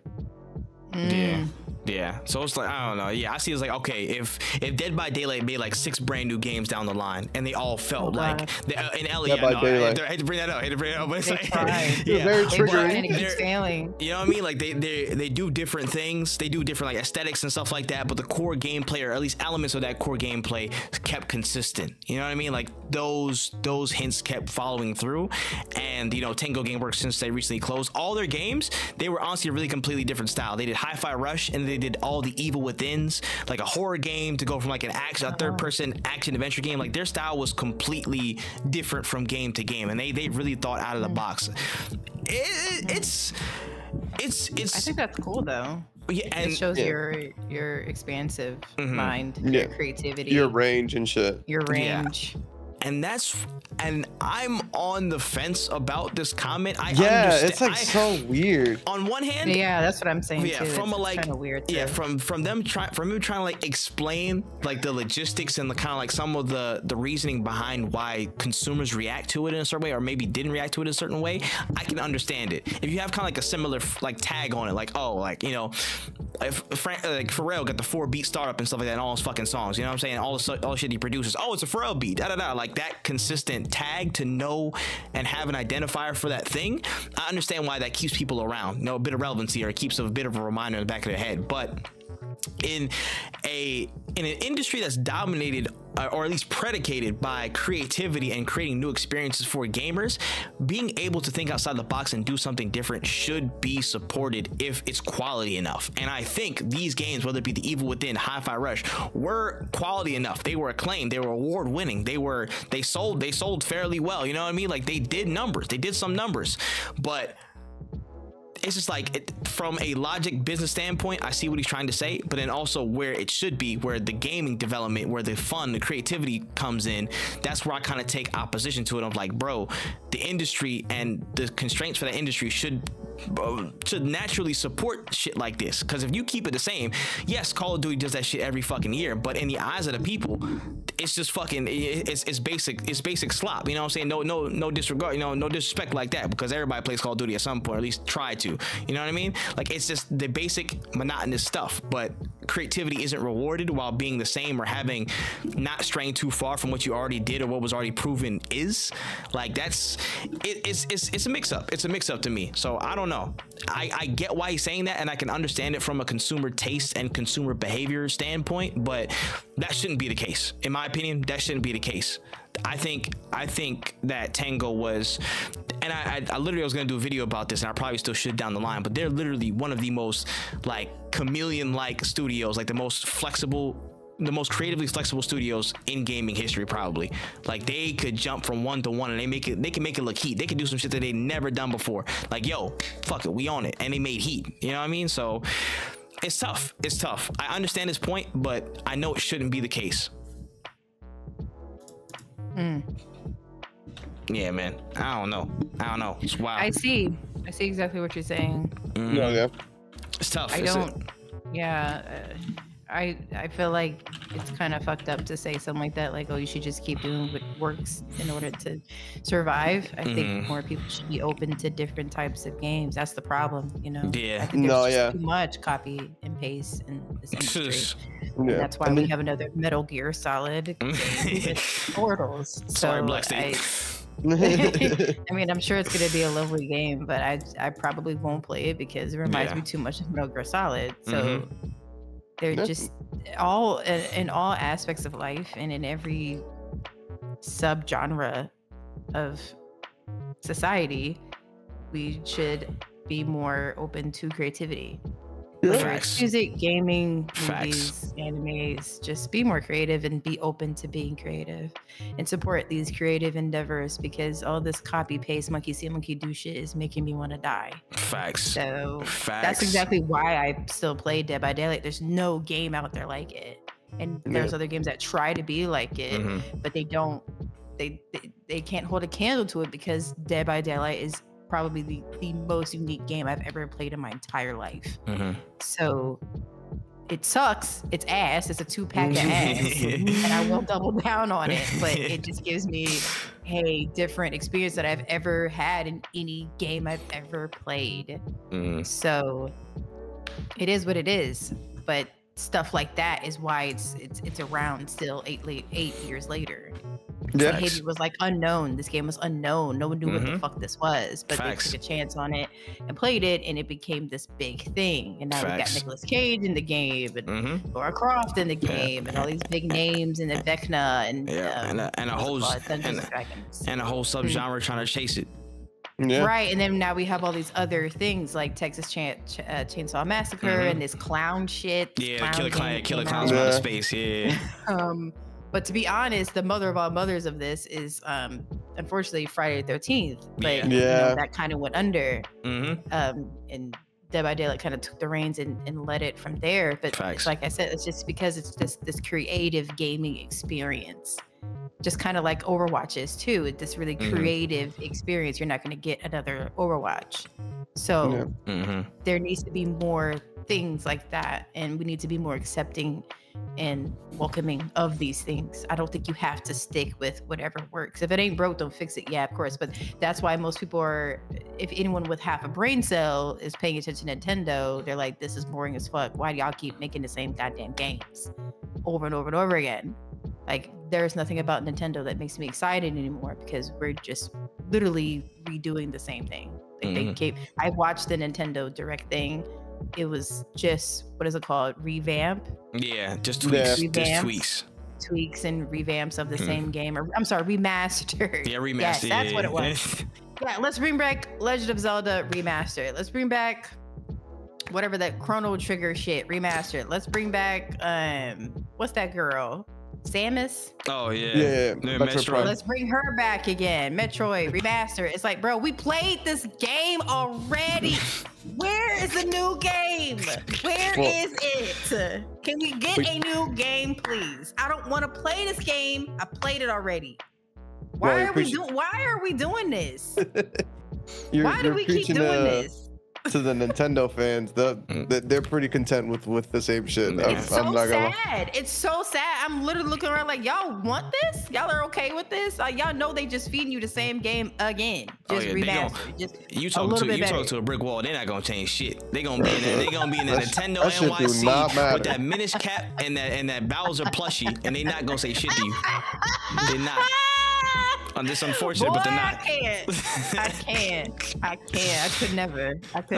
It could never be me. But y'all, if y'all are content, y'all want it, go ahead for it. But me, I'm here for the new shit. What's new? What's next? Well said. Well said, honestly. It's crazy, but I'm hoping we find the balance of creativity in this industry, bro, because we desperately need it. We desperately do. We really do. Honestly. All right, we can slide forward here. Let's talk about... I just saw what's next. Sorry. DreamCon. Yes, ladies and gentlemen. If you don't know about DreamCon, it is a convention, an anime convention, a predominantly black convention with, you know what I'm saying, a whole bunch of nerd culture in it, hosted by RDC World 1, notable YouTube group. And there's been some debacle, some spins around the Twitter timelines lately about a certain panel that's going down. It's called, and I quote, "How to Pick Up Baddies in an Anime Convention." Again, you know, just talking about how to develop new connections with people but don't know how. The naming might have been a little bit, honestly, a lot of fucking bit provocative, and from that there's just been an absolute hellhole of discourse and going back and forth between finding out who hosted this thing to finding out what that hosted person does, to the topics of who's defending it, who's attacking it, who's going on. There's been a whole lot of shit going down about this thing. I was laughing my ass off because this is fucking wild. I ain't gonna lie. I seen the title, I was like, holy shit, this is insane. But let's talk about this, man, because I actually did want to talk about this on the pod. I'm like, yo, holy shit, what is going on? I'm not attending DreamCon this year. I don't think a good amount of people are, but what do y'all think? What's going on? Ooh, there is so much to unpack here. so much. I don't even know where to begin, because this nigga here looks like they found him on the side of the road. Number one, this man looks like he hasn't combed his hair in 5 years or taken a shower in 2. He also looks like he doesn't brush his teeth. So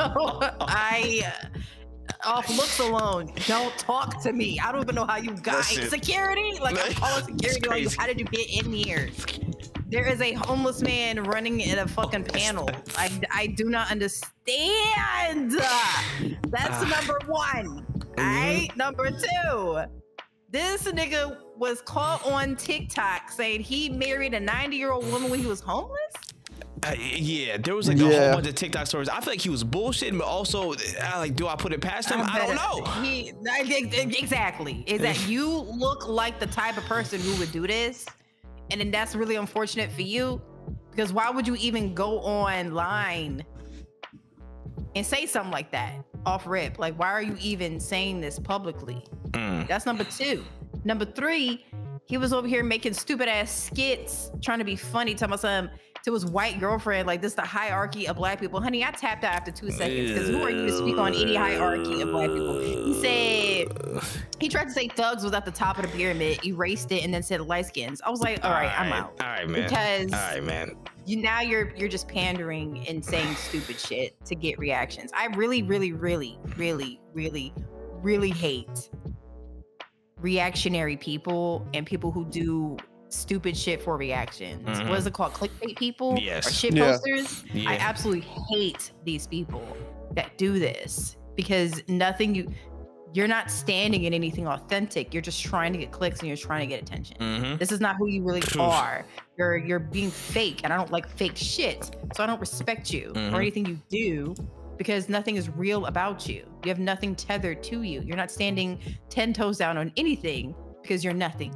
You're just here to get clicks and attention. And it's weird. You need to go to therapy. All right. Number 4, this man, because I'm on track, honey. I'm not skipping my beats here. I'm locking down. And I'm gonna double down, okay? Number 4, this man was caught talking to, what's that man's name? Heavenly something? Yeah. Just recently. It was right after the whole raping thing came out. And you still had him on your show, and you made content with this dude. And I'm really trying to figure out how and why, because he said he was vetted, and I really want to know about who. Were you vetted by AI? There was no vetting. No way there's no anyone vetting. vetted you at all when fucking Breezy, shout out to Breezy, found this shit out within 24 hours of you being announced. So how the fuck did she find it? But the people who actually were supposed to vet you found nothing, apparently. And this really goes back again, and I love Mark. I really do. But more and more each year, and I hate to say this publicly, more and more each year, this man has disappointed me with how he's running this DreamCon. And I know it's not just him. I know it's mainly John who runs the DreamCon shit. But Mark is part of the running in the final say-so on what's going on with this con, because he's the one who started it. Him and John and whoever they got with started this con, and each year it's gotten worse and worse and worse and worse. And I never even got to go because I was supposed to go in 2020, but everything got shut down. Yeah. And I never looked back since. But from what I'm seeing in people's experiences and what Mark and them are letting slide through the cracks, it's really disappointing to see this happen in the company that Mark is keeping. And the shit that, I don't know if it, again, I don't want to say just Mark, but whoever is in charge of signing off on this shit is really disappointing me. And it's really sad to see that people that are like trailblazers in this content creation world, and you want the best, and you're rooting for these people. You want them to succeed because they're really like Mark is insanely talented. He's one of the funniest people I've ever seen in my life, and that's coming from a funny bitch. You know what I'm saying? Like it don't take a lot to make me laugh, but it takes a lot for me to respect you as a comedian. Let's just put it that way. I was watching his most recent TikTok, and I was like, wow, honestly, he kind of gives me the same like funny as like a Bernie Mac, something that like I feel like I've been missing. And it's like, people have been comparing him to Bernie Mac for years. Yes, so like he's really good. Yeah, it's crazy. It's really, really, really crazy. And he's just so brilliant, so talented, and I hate to see him attaching his name to these really problematic people, and he's been doing it for a while now, and it really sucks to see. Yeah, and I have a lot of respect for him, but now that's kind of being dwindled. Yeah, I can't tell the certain situation in terms of like their hierarchy of setups, in terms of how much purview they have or whatever, how much shit they roll around with. I don't know. You know what I'm saying? Me personally, I don't know what his level of, you know what I'm saying, like, oh, him looking down to the situation, or at least checking up on things as they go along. Again, like you said John runs it. I'm about to say, I know you're talking about, John. Okay. My mind's in the right place. All right. Yeah. Like, I don't know what it is, but the committee or squad or team of people who look over this stuff, they probably got to be a little bit more cognizant of, because again, like maybe it could be a case where, okay, it was explained in a different way to vet it rather than how it's going to be presented over there. Maybe it could be that situation where it kind of went past them in that fashion. I don't know, but this discourse online hopefully should have opened up something and see like, okay, what's really the intentions behind it, what's going on. Like on paper, like this could go, I hope to the high heavens this goes in an actual constructive way, and it was only clickbait to get people in the room to have a moment of self-introspection. Like before y'all even think about pulling any bad bitches, bro, let's talk about yourselves. Let's talk about how you are. Let's improve ourselves as people first before we start talking to others. You know what I'm saying? I hope that is the best case scenario and what happens during DreamCon when this panel goes down. I really do, honestly. because you know what I'm saying, I can leave that alone. You know what I'm saying? I hope in my highest of hearts that this is the case. It was just okay, a little bit of clickbaity, which is again a little bit dishonest to get in the door. Whatever, it's marketing. Do whatever you want, but it leads to a good, well-intentioned panel that talks about introspection and not like some weird stuff that people was trying to think about to get into. But yeah, if it's not, be prepared for the storm, gang, because people was already on your neck from the rip for that shit. People was already on your neck. Like it's just not a good look. It's just not a good look, bro. And it's like I don't want any of these spaces to be unsafe for anybody. This should be a space where everybody is celebrated. Everybody has a calm, comfortable, cool time, no matter who you are. But it's like, you already know some niggas is going to these cons for ulterior motives. You already know the backstory of how, you know what I'm saying, certain wild shit be happening at these cons. You know what I mean? That front-facing level of like marketing messages about this shit is like, if it goes into that direction, that's fucking grimy, because there's a lot of people at those cons that just want to exist and be. There's you know what I'm saying, there's a lot of women and ladies and femmes that just want to exist and be in that space and just enjoy and have fun in their time. And I'm just like Doctor Strange in it a little bit, but I don't want to see a timeline and a fucking situation where that or anything of the like may incite people to try and disturb people's experiences at the con. I don't want any of that shit to happen. Bottom line, point blank period. I don't want anybody's experiences being disturbed or altered in a negative way because of some shit that people put on purport. That's my bottom line. I don't want this shit to go no further than just some type of weird marketing to try and get more people in the door. That needs to be the line. That's where the buck needs to stop for me. And if it goes past that, it's a problem. Yeah. No, I agree with you. I also think it's just like, I understand the marketing thing of it, and it's funny because me and Ro had this like a really in-depth conversation about this. Like it was literally like a full day. Every time we got back in the car, we were like, damn, like this shit keeps evolving and changing. And like honestly, high key, probably me personally, I would have pulled the plug on it. But I don't know. I'm gonna let them do them. It's not my thing. I'm also very pessimistic. So me personally, I see one bad thing, I'm already like, all right, let me just pull the plug just to be safe. If they want to let it rock, that's their decision at the end of the day.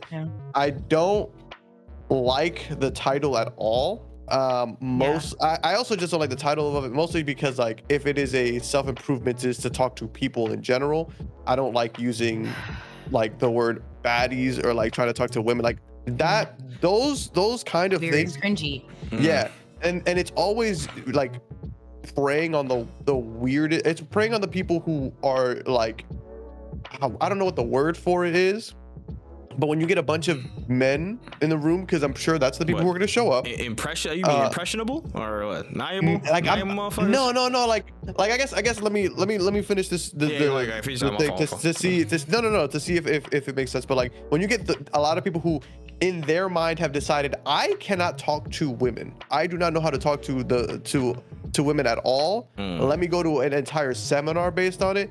These are impressionable. I think it is impressionable. Yeah, these people inept, you can go either way. Yeah, like these are people who are easily going to be swayed by what you have to say because they already showed up to this. Yeah.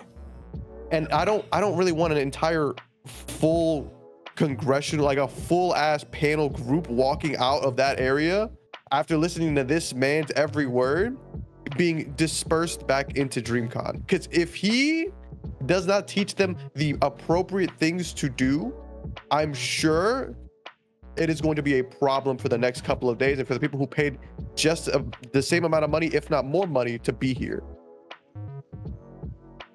Yeah. Right. Understandable. Like, imagine he says something wild or some shit like, yo, walk up to every girl you like and stare them at. Oh, it's like, I think there's mad noise going on in the background right now. No, you're good. But yeah, okay. I hear you. It's That's just crazy. And then he branded himself as like a mental health guy, and I'm like, where? And that's another thing is like, I don't think having these kind of conversations without proper credentials, because that's another thing too, is like we're just letting anybody, we're letting anybody talk, and I don't think that's I don't think that's safe. If you're attaching your name to this, like imagine Buddy says, hey man, I just called y'all in here because if you can't talk to women, you should kill yourself. And then people do that. Like imagine like I'm not saying that's gonna happen, but imagine you have no idea if that's what he's gonna say. You don't know what he's gonna say. He doesn't have any kind of fucking thing. You know what I'm saying? Like, cause you can't just let anybody fill out a Google form and just present at your shit. Like that's very true. I don't think that shit is safe. He could say some wild shit like, yo, if she's got a cosplay on, that means she likes it when you smack her butt. Like that, like he could say some shit like that. And now y'all look like y'all promoted sexual assault. And then y'all gonna be like, well, what the fuck, guys? Well, he got vetted. And then when they say, well, he also put a video out with a known sex offender or whatever the fuck Heavenly is. Right. Like he put a video out. Y'all didn't catch that? Like y'all gonna look bad. And I don't think you guys are vetting these people. Y'all should have just, like, there's certain things I wouldn't, like, if somebody wanted to do a panel on how to play top lane in fucking League of Legends, and you put me up there, like, sure. Does Wen know what he's talking about? No, I'm bronze. But does that matter at the end of the day? No, nobody's gonna walk away in danger, except for the people in their games. Like, they're gonna be like, he learned from Wen. Yeah, he's a danger to my fucking League of Legends game. But nobody actually is gonna get hurt. This is not a topic where you could just get anybody on. It's not even a topic that really should be talked about in this manner either. Like it's just weird. It's just the framing. The framing inherits a lot of risk in it, and it's just like, you have to navigate that properly, or else it's going to be a lot of fucking problems. Like, yeah, it just doesn't look good from the optics of it. Even though you might have a good intention, anybody can take it any sort of way. That's why you have to fully vet again, from the marketing to the panelists to everybody down. There's a lot more of a science to it than people think of just going up there, because if you say the wrong shit, motherfuckers will take that wrong shit and run a mile with it, and the liability does end up with you, not like in whatever arena you want to think of. You know what I'm saying? That most likely will end up with you and what you said and how you incited that. So it's like, this shit could go left. You can go left. Also, it also like is a huge smack in the face to anybody who applied for a panel of something that was of more substance. Like anybody who did a cosplay panel, anybody who did a panel, like there could have been people who are like, yo, do you want to become a mangaka? Like something like really empowering for the community. That is like, well, I couldn't give a panel on how to fucking do your taxes as a content creator, but at least I can learn how to talk to baddies by the guy who made a skit video about how his girlfriend smells like cat piss. At least that is, at least I'm getting content this way. Like, you know, like that is like that, and that shit is crazy. You know what I'm saying? Like what I'm saying isn't even false. That's actually happened. Like that's bananas, and then we're getting this guy. Cause fuck TurboTax. I just want to get that out the rip. You know what I'm saying? Let's let that. There's this bigger fish to fry, gang. Like we gotta lock in. You gotta be the focus.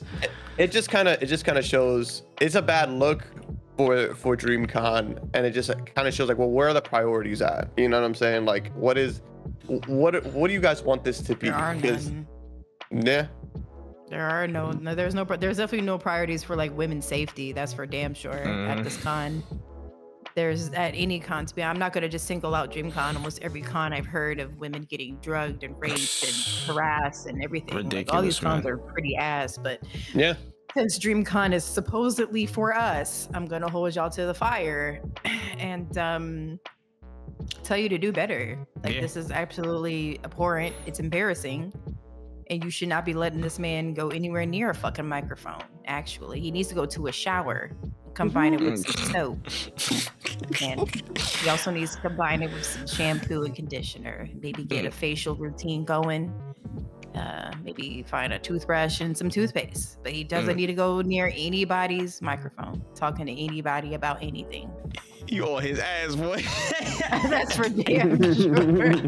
That's for damn sure. Oh, you don't need to be talking about nothing to nobody. Oh, some people really need to learn how to shut the fuck up. That is a true point about life. Damn it. In general, just shut up. You don't know everything. You know very little. And as soon as you make peace with that, you will grow exponentially. But if you think you know all the things and all of the stuffs, that's where you start fucking up. Type shit. Listen, the man that knows something knows he knows nothing at all. Whatever the fuck Erykah Badu said. That's one of my favorite fucking quotes ever. Niggas, we don't know shit. Exactly. Honestly. You really don't. Honestly, man. That's a Buddhist quote. That's not Erykah Badu. Yeah, she got it from Buddha. If she did say it, she got it from Buddha. I know. It was translated from that shit. But that's where I first heard it. Though. I know it was like an old proverb, an old proverb. I know she's heard it there. She said it the smoothest, so I was like, fuck it, I'll give it to her. Oh shit! Did Buddha go platinum? I don't think so. go Buddha go platinum? She ain't dropped Badu. I don't think so. Did Buddha go platinum? These philosophers ain't dropped Baduism, nigga. I don't know what happened. You know what I'm saying? I don't know. The charts was different back then, gang. I don't know. Oh shit. All right, no, we can slide out here. We could talk a real quick minute about the state of streaming. And the state of streaming. We're throwing you in the fire. Yeah, man. The state of streaming from the one of the faces of the streaming space, as it were, over the totality of streams. Maybe not right now, but still, we get it. Ninja was talking, man. Ninja was on stream talking, and he's kind of stating his displeasure about how social media and streaming is now. Basically, he's like, yeah, and I quote, social media and streaming is just so stupid. I'm so over it. Remember when you used to just play fucking video games? And that was kind of his thought process. And there's been a lot of debate and discourse. A lot of people saying he's right, a lot of people saying he's wrong. Interesting sides to it, man. How do y'all feel about the current state of streaming and Ninja's comments? Again, there's a lot to unpack here. The deep breath is insane. Yes. You about to lock it. I know. When the exhale, just the spiritual Negro side. Like, let's get into it, man. Shit. My ancestors are with me. All right. Always. I think it's really ironic that Ninja is the person saying this, because all this nigga talk about it. Playing. So I'm not quite sure if he's the guy that should be saying anything about. Again, it's not even, I wouldn't even say this is the right thing, wrong person. It's not the right thing, because I mean, he kind of has a little bit of a take here. It is very much so more about drama, but it kind of always has been. And I don't think he really ever was that guy that just played the game. He was always in drama, especially in his early stages of gaming. So I'm not really I'm not quite sure why the fuck he's saying anything, because all this nigga do is talk about other people. That's all this nigga does, is talk shit and bitch and cry that he got outplayed on Fortnite. That's the last thing I've seen him do. And that's the only thing I see him do, is bitch and moan, talk about the latest hot topic. Because didn't he have something to say very recently about who got caught up? Nick Merck? No, Dr. Disrespect. It was Dr. Disrespect and Nick Merck too. Yeah. He just had a whole opinion on that, and it's like the kettle, sir. The kettle. Like, the kettle, sir. The kettle. Facts. Like, the call is in the house. Pick up the phone, sir. Pick it up, because you one of the bitches that's talking. Also, why is everybody so obsessed with getting canceled when we know that cancel culture does not exist? I don't know why we keep trying to pretend that this is a thing. It's not a thing. It does not exist. People not gonna commit. That's why it doesn't exist. No one really commits to canceling someone like that. Very rare. The only person, I bring this up all the time, but I can't even bring him up no more. I used to use Daniel Caesar as an example of someone who actually got canceled. And then he called for that shit, but he's back. That was only a limited time offer. He asked to be canceled, number one. And number two, which is a really important aspect of canceling that we don't look at, he's ugly. So it's really easy to cancel him. He was not attractive enough to bounce back from that. So if you ugly, baby, don't ask to be canceled, because you might just get what you asked for. And he did. That's facts. But now we're here about 8-9 years later. He's back. So again, cancel culture is not real, does not exist. Anyone can come back after any amount of time. You just have to lay low, shut the fuck up, make your music or make whatever content it is or whatever it is you do it well, and eventually you will be let back into society. I mean, we can't even get on the same page about protecting kids. We can't even get on the same page on that. Like, Dr. Disrespect should be literally in jail. He's not. I'm begging y'all to tell me, what is cancel culture? Like, what is it canceling? Who's getting canceled?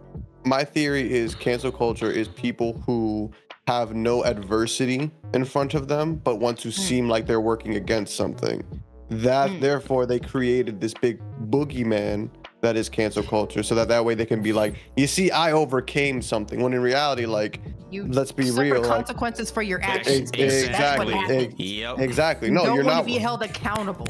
You're not wrong. You're 100% correct. But they like to use big quote unquote cancel culture to like stop this, to be like, look, I got held, like I almost got taken down, but I'm better and I won. You know what I'm saying? And it's like, it's sad. It's truly sad. They're delusional. Who's over here texting kids? Exactly. Yeah. Fired, oh man. As you should have been. I don't understand. Whispers, gang. You should have. Right. Just a tangent, but like, dog. I know. We ain't saying shit on this podcast about this shit, but again, I'm like, yo, on Whispers, gang. That's nasty. Yeah, that's Whispers. That's nasty. You were in public with the shit. Like anybody could have tapped in and saw that shit. I also think it's really funny that you didn't give her number, my G. You got her on the Whisper. He's ego. That shit is bananas. Yeah, your ego was insane. Your ego was so inflated to think that you were gonna get away with that. Nasty. Absolutely insane. But this is what I'm saying. There's no such thing as cancel culture, because do you see what people do?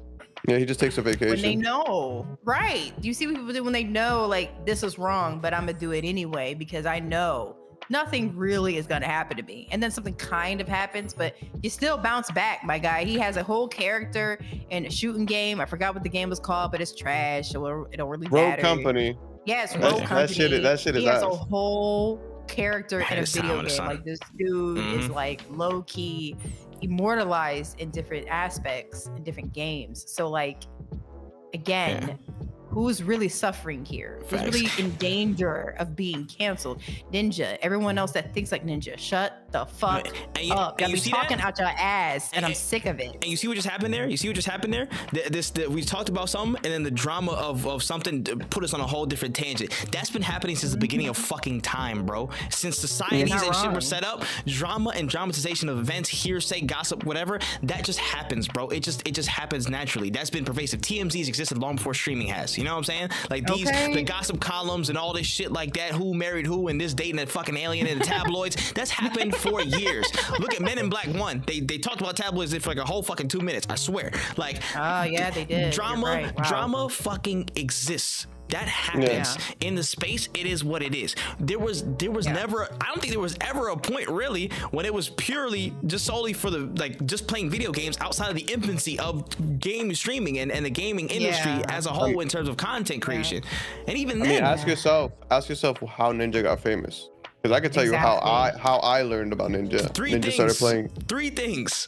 Fortnite, I'll bet you it's one. And rappers. That's literally it. No, it's rappers. It was just rappers. It wasn't Fortnite is fun, but like I promise you, Ninja only played with only played Fortnite. He wouldn't have been doing the fucking Times Square shit. I'll tell you that right now. Yeah. He would have been popular. He would have been popular, but he wouldn't have been fucking where he was. Those 3 combinations of things got him to the dance. And talk about just playing video games. It was a perfect storm to get certain people in certain positions, bro. And like, yo, and that's cool. And that's cool, bro. Like, you do your thing, you do your Twitch shit, blah blah blah. Like, that's fine, but you can't complain about the way certain things is because either way maybe it moved past you or whatever, but then you keep dabbling in it every single fucking time. You keep adding point to this drama. If you're gonna stay out of the house, stay out of the house. Don't try and turn the lights on and leave the door open so you can like jump in and out.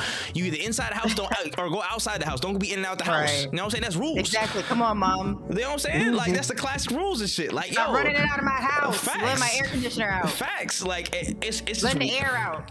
It's just wild to think that people really are on this mindset of, oh, drama has you know what I'm saying, has just now overtaken actual gameplay and actual people who are just trying to game and stuff like that. That's always happened. People always look for drama. That's been a constant. Whether you can provide a positive enough experience and be that change yourself and incite that change yourself in your own environments and to your own audience, that's up to you.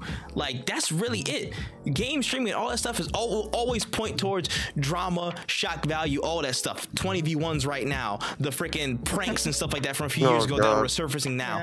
Content will always have an element of drama that is pervasive. A bunch of people. Yes, when you get a bunch of people together, drama will ensue. Yep. It's just a natural progression. Always. I will say this though, it is a bit more now than it has been in previous years. I will give him credit for saying that. It's a bit much now. Yeah, I feel like everything is surrounded by drama at this point, which I really hate, because someone made a comment in the comments and said, you know, actual gaming content doesn't even go viral like that anymore. It's like a dramatization behind it. Like drama goes viral, or like negativity and all this other shit goes viral, not even the games. And I experienced that firsthand. Like, I used to post gaming clips all the time. It never really gets any traction. But once I call somebody out or get into some drama on Twitter, or a bitch trying me and I gotta drag her ass, now everybody's in my comments and now I'm getting all these impressions. It's really fucked up, because I don't get attention for what I actually want to get attention for. I get attention for these few times out the year where I have to drag a bitch or I get into a tussle with somebody. And I think that's really fucked up. It's really annoying, because, you know, when I was in content creation and I was streaming, it's really frustrating to see, like, man, these clips are good, but it's not getting any traction or any attention because it's not mixing with some drama. Yeah, so I will give him credit on that statement. Yeah, it's a bit much. It's ramped up into overdrive, and that's tough. You know what I mean? For the bare fact of it's hit fever pitch nowadays, I can agree with that. I can.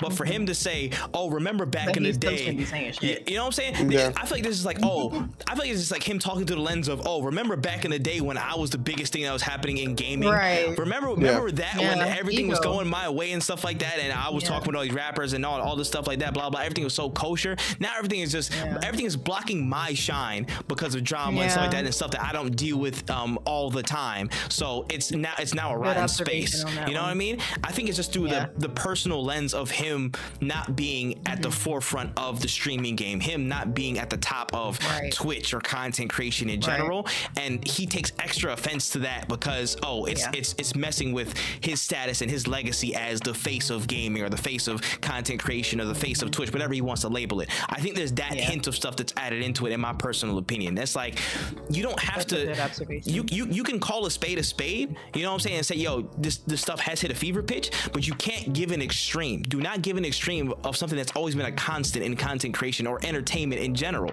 You know, you can't, you know what I'm saying, create a situation out of thin air. You can't create drama out of a situation that's always been there. It's been a constant. You know what I mean? It's just like, it's wild to put your personal spin on it and say this is the worst thing in the world, this is the worst thing that's ever happened, when it's always happened all the time in different forms and formats. It just happened to you. The game has moved past you, and drama's been the forefront of things. You know, people was in there like, oh, IRL streaming ruined gaming. No, it didn't. I don't think it necessarily ruined gaming. It's this whole separate thing. It's just popular. Drama's popular. IRL content, people doing hijinks and shit like that, like a sketch show or something, or Jackass. It's popular. It's popular again. It just cycles into the media format. Kai Cenat popping and stuff like that. That's how he does content. That's his thing. It's popping. Just acknowledge that people's tastes and stuff, they might have changed. The market might have changed. Things might have flooded, and you're not on top anymore. You're not the #1 most streamed thing on planet Earth right now, and that's okay. Things change, but everyone has their time, and there's a cycle for everything. Facts. So just enjoy your time in the sun while you have it. I just can't stand for the context being skewed just for argument's sake, and for the situation be exacerbated more than it is. You know what I mean? Yes, things are bad, but it's not the worst thing in the world just because it happened to you. Yeah. Okay.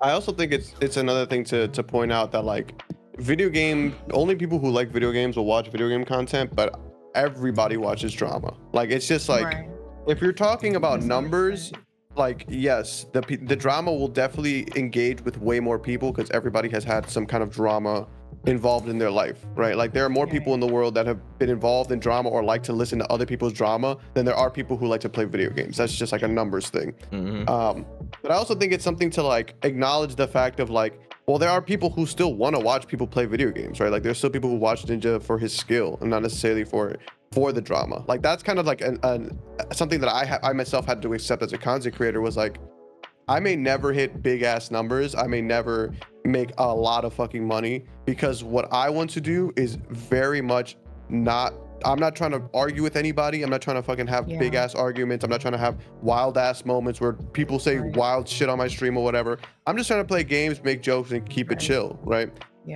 And that's something that I accepted. Like, I may never get the big Kai Cenat numbers. Like, that's never probably gonna happen if all you're doing is just playing video games, keeping it to video games. But you also have to accept that. You have to accept that that is just my path, and I'm choosing to it.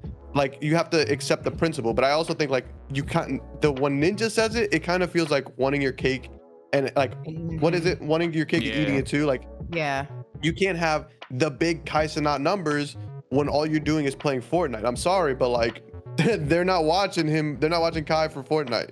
You know, they're not. They're watching him for a variety of other reasons. Facts. Right. It's just different. The taste of everything is just changed from when the gold rush of Twitch was and when the pandemic happened. It's all different. You know what I'm saying? You just gotta accept your slot and where you ended up, bro. Like that's really it. And I can agree and acknowledge, bro, the toxicity shit. I wish we could shift away from that and reward and support and engage with more creative endeavors. How people game, how people interact with the game, how people do those things. I wish that was the likely case scenario, but that's just not the world we live in. There's gonna be popular people who support that. And you just got to find those and appreciate those people, but you can't have the whole world pay attention to you, because that's just not how the world works. That's just not how this shit runs, bro. Just the drama stuff since the dawn of time, bro. Motherfuckers watching Baddie's Club right now on Zeus Network just because off the strength. They don't even watch TV. They just watch that shit. You know what I mean? Like just to feel some entertainment. You know what I'm saying? It's just how shit runs, bro. And that's really all it is. Sad but true. Sad but true. But listen, I avoid drama like the plague. You know, I can't be bothered. I watch my stuff every now and then, but as you know, Wemby trying to get me to watch Love Island and all that shit. All I'm gonna say is every now and again a nice hint of drama to roast motherfuckers that you don't know is amazing. Like I'll watch Love Is Blind with my family to roast motherfuckers, just to do that and make jokes, because it's such a great pastime. It's fantastic. But again, people that engage in it regularly, we all know that it's all around us. We just have to make the choice to take a more positive path. You can't just sit there at the fire and complain that your hand's in it. Take your hand out and walk away. And it's also a thing of like understanding that certain shit is not as deep as it seems online, or like just certain drama is just like not as like. Remember that shit, like remember being human. Remember the real world. That's really what it comes to. Like when I watch like Love Is Blind, or when I watch like Love Island, I understand these people are quite literally putting on a persona, and like some of these people aren't even really like this. They just want it for the money. And what that is a conversation for a different time. Yeah, like you doing all that for $1,500, girl, man. That's some free drinks. That's nasty work. They're trying to speed run an Instagram following so that they could sell fucking flat tummy teas. Like it's like that in and of itself. Like, but it really is like, it'll be like, I became famous on Instagram and now I'm gonna sell whatever product they're willing to help me push. Like I'm gonna do the cameos, whatever. I get it. I get it. That's a conversation to have about society in general. That's a way bigger fish to fry, and we don't have enough oil. Like at the end of the day, like I get it. I understand. Like drama is fun or whatever, but also remember real world shit, and remember like principles, morals, all that fun stuff. You know, like take it as entertainment, but don't let it consume you. And not many people can do that. That's why it's so dangerous. Facts. Facts. Hit it on the head, man. Hit it on the head. But in essence, gotta shut the fuck up, Ninja. At the end of the day, shut the fuck up, Ninja. Hey, listen, bro. We all deal with some shit, bro. We just gotta add context where context applies. Don't just skew situations and stop bitching. You know, be the change you want to see, and then we'll talk about it. Right. If you really can't, if you tired of drama, stop talking about it. Stupid. Hey, man. You have a huge audience. Why you keep bringing up shit? If you don't want to do it, don't do it. If you're tired of it, don't engage. This goes to everybody too. Crazy Stop concepts. engaging with shit you don't like. Crazy concepts. Stop making stupid people famous. Stop. Ignore. Learn how to ignore these niggas, bro. Please. Ignore. Facts. Before Hawk Tour Lady get that fucking book deal, nigga. You better lock in.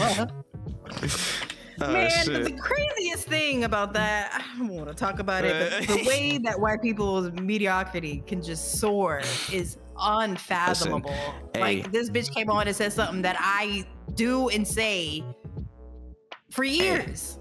I've been a Hawk Tour enthusiast since I was 22. So I'm just confused. I'm 34. I'm just confused. Why the fuck she got a whole show? Like, somebody gotta explain this to me. She Hawk 2, I'm Hawk 1. There's a difference between us. Shut the fuck up, Wayne. Shut up. Shut up. This nigga still. Oh, I love that. Yes, I need that on a shirt. I'm dead. Hawk not the 2 is crazy. It's nasty word. When you've been on this episode, what the fuck, bro? I've been trying. Oh my gosh. All I'm saying is I seen it in the Ellen DeGeneres show. I know what they do on there. I know what it's all about. I seen them work. Period. It's crazy work. But hey, man, listen, spread love, not hate. That's all we're gonna do. Spread love, stop hating, stop bitching. That's what we gotta do. All right, we gonna get just a light little last story, man. Listen, out of all the games that have been shown so far this year, there's been a lot of stuff either revealed that's came out, released, or yet to be released. What's everybody looking forward to? That's what I want to get one solid title that everybody is looking forward to, that you've seen. You're like, oh shit, I want to play that. I need to play that. Or you're just like, yo, fuck it, I need it now. Are you playing it right now? What's going on? Bro, I don't know. I don't have anything. I really suck. I'm not like, I'm not in the gaming world as much as I should be or could be. But that's because it bores me a lot. I respect it. Nothing that sparks my interest. I think it's the same, like I said earlier. Have you seen copy and paste shit? Have you seen any of the footage of South of Midnight?